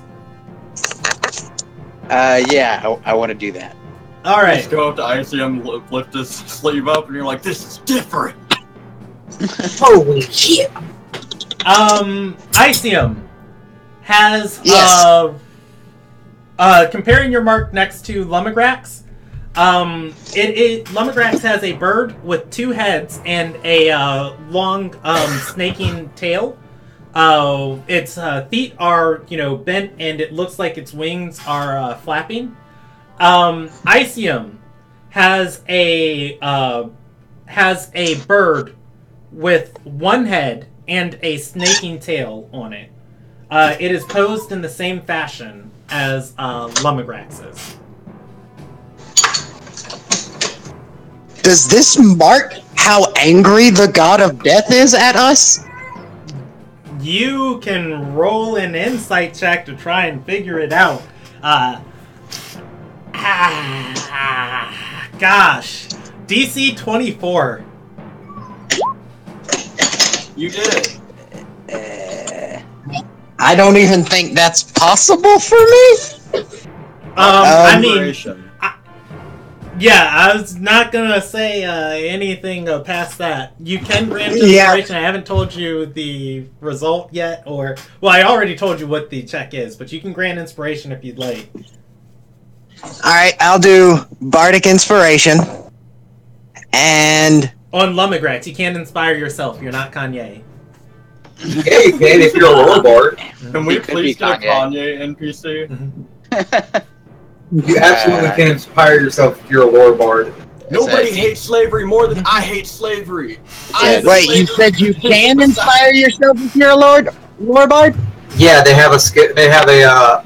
You're level 8 at this point. You should have a feature in lore bard that's called Perilous Skill. It allows you to inspire yourself. Hey, I can inspire myself. If you have that, you can do it. But Grax already rolled an 18. Yeah, I'm gonna give that to Grax. A D8. Wait, you did an investigation, not an insight. Oh, my bad. Yeah, roll a d8 for Lumagrax. Yeah, give it to Lumagrax. God Oh damn, my- What again? 19. So, just trying Can I to. use lucky? You can impose lucky. You can impose lucky on yourself or Lumagrax. No, you can only Oh, impose lucky on yourself. wait. You can't use Perilous Skill yet. That's 14. I thought it was 6. Well, he didn't use it on Yeah. him. You can lucky yourself. Lucky the D8. Lucky the D8. I'm lucky. I can't lucky the D8. I have to lucky myself. Oh, Lord. Yeah, the 6 is not gonna do it. Alright, I'm gonna use my last lucky of the day. Alright, go ahead and go for it. Oh. Damn it. There's Alright. the 69! So, Lumagrax is going to pick up information on this because, a 19 is still a great check. Just not all the information of just like what this is, because you guys don't have the pieces of the puzzle to, you don't have the pieces of the puzzle to kind of put all this together. So, Well, I got 2 pieces. yeah, I saw her picture. Renolta is often seen as a triptych goddess, having 3 different personalities and identities. There are 3 things that seem to be switching around on these birds. Among those, maybe these have some relation to the pieces of her identity or the experiences someone has with death. That's about the most you can put together on a 19. Yeah, probably relating to somebody's experiences with death. Okay. Would be about the most you can put together So on this. it's a symbol that changes for each person because of how their relationship with death. Yeah, just like flashing through all the ones that you've seen in your mind and thinking about like who's had them. Gosh, it's 10:33. I will allow you to, if you guys want, because I keep telling you I'm going to let you go. If you want to rush down to the stables and grab Carter and just like shake, like, you know, pull his, well, Carter doesn't even wear a shirt. And compare your words to Carter, you can. What protects my nipples? Nothing. First, I'm gonna pay for my room, and then I'm gonna go to the stables. All right. Carter can sleep with Lumberjacks if he wants, but Carter is cuddling it with his cute, lovable, monstrous bear. all right. Pulling Carter's arm. You guys are able to see it. You are going to wake him up. Are they? I'm a pretty deep sleeper, but then again, are you past my bear? Are we sure the bear didn't attack you for trying to fuck with me in my sleep?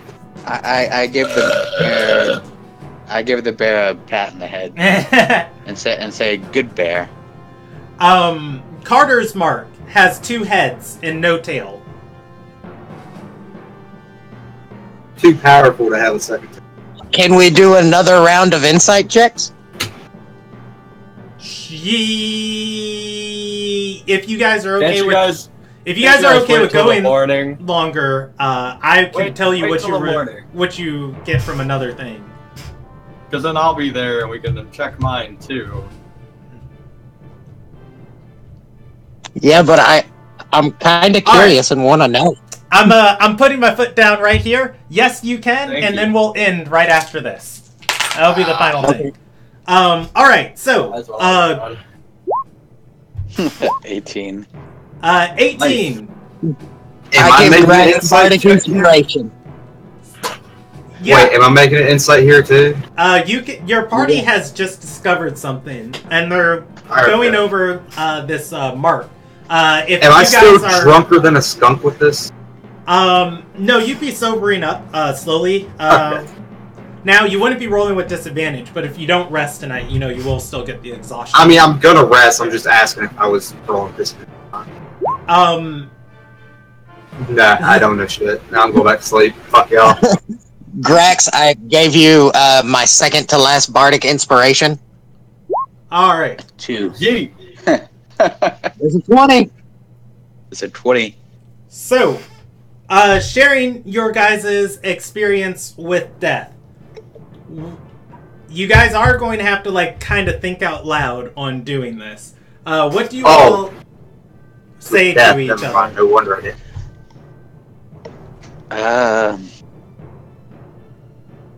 Well, I almost died today. I've died twice. No, I've died once, and I've been resurrected once.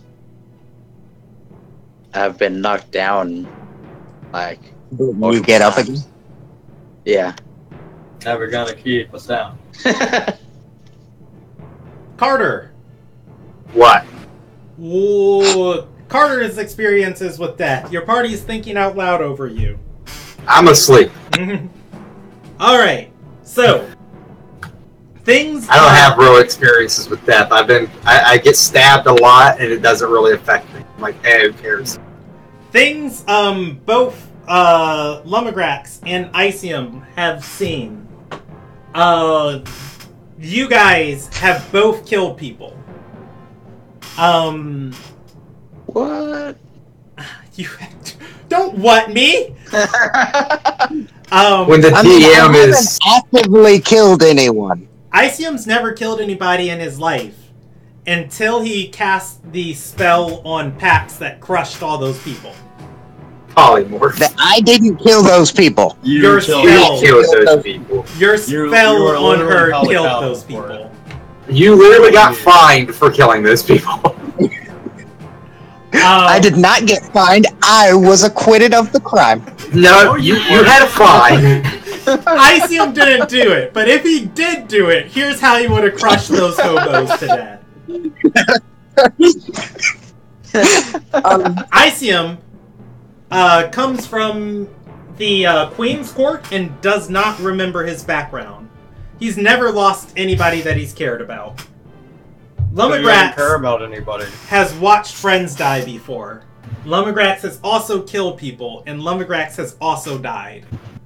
Lumberjack has also killed a child. Let's everybody remember that. Is death and resurrection the two heads? And that's why Grax has two. No, Carter hasn't been resurrected. It would be great to know what Carter's experiences with death were. Carter's I asleep. hit Carter and say, "Wake up! What? What are you? What are your experiences with death? I kill people. Have you lost anybody you loved?" Carter was a slave in his background. No, I was. No, I don't really have people I love. Except for the group. No, I don't even live. I don't even like. I barely like you fuckers. There. He loves me the most. Nah, not at all. If anything. Carter has never also- lost a single person he's ever cared about in the whole time he was a slave. The whole time he's been running. How about Hogan? Who? You know what? That's fair. That's fair. Carter's, one of the heads on Carter's arm disappears. What? Okay. I legitimately, in my backstory, I don't have family. I don't know what you're talking about here. I was a slave. I mean, yeah, but if you see your other slaves dies that you like. No. I've heard Red Axe. We don't Why give are a you damn. fighting to end slavery if you hate all slaves? I didn't say I hated all slaves. I just said I was a slave, and I don't want other people to be slaves. Oh, put the red back. That's Okay, right. so the second head means you've lost someone that you cared about. The tail means that you've killed people. I don't have a tail on mine, though. Carter does not have a tail. Oh, I've killed people. I've killed many people. the stance that we all share means The tail means you died. The second tail means you've been resurrected. It's how many lives you've had. Go back and sleep. Back on the bed. I think that's a good note to end on. Congratulations, crushing revelations for Icium. okay. All right. It's literally, I just drop a bomb. Like, are you not really getting it? Drops bomb. Back to sleep. Like, you died before Icium. All right, see you later. It's like, wait, is this why I can't remember anything? Wait. Now everything that I know is called into question. Telling me we're ending here? Yes. Icium's burning hatred of God intensifies. Icium just sits there in the stable as like Grax and Carter go to sleep. I'm just like, well, I guess okay, whatever, bye.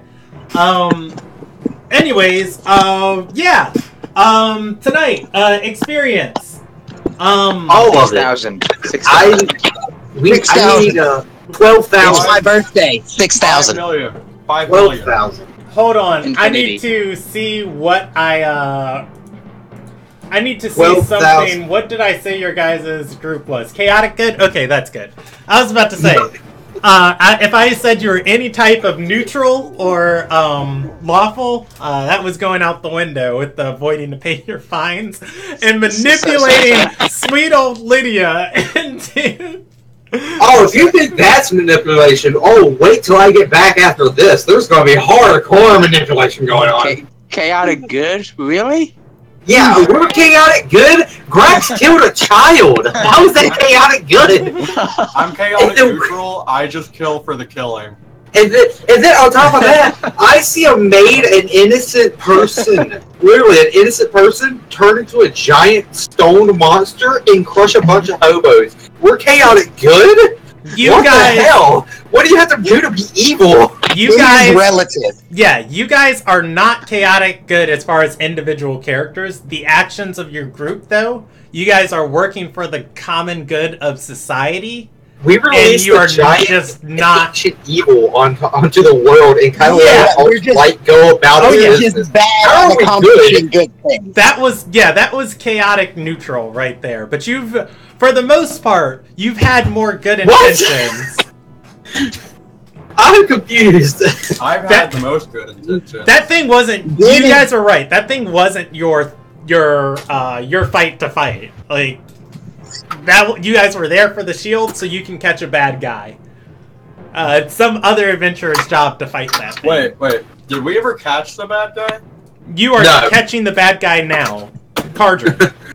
We're here for him now. You're at his house enjoying the sunrise with. With Hilfred, my future boyfriend. Anyways, Right. though, experience for tonight, I'm gonna say 2,600. Aw, not 12,000? Not 6,000. 6,000. Does that 6,000. level me Come up? on. 6,000. It's our birthday, Brandon. I Not feel yet. like an inspiration. Is in Oh yeah, order. yeah, definitely inspiration for. I'm gonna pass out inspiration for everybody this session too. That's Woo, that's the extra birthday fit. present. Yay. And What is that? I still don't know what my XP actually is. Yeah. your next session is on July 30th. Can we have it sooner? How much did you say we had? 2,600? 2,600. Yes. Yeah. If you guys want to talk with Group A, you guys can see about switching. I God, have to say no to that just for the fact that Yeah. this is on a good schedule for as it is. So. yeah, I was about to say, if I change anything, it's gonna throw my schedule wonky. I love playing more, but I just, I pack so many sessions together, it's hard to schedule new dates to play them. Well, golly gee willikers, I might give you guys a role play, or rather a text-based document. If people want to role play the morning out sooner. But otherwise, good session for tonight. For those who can, I'm going to see if I can search on Amazon for my book. We might. That's where You have a book? I wrote a book. He I does. did.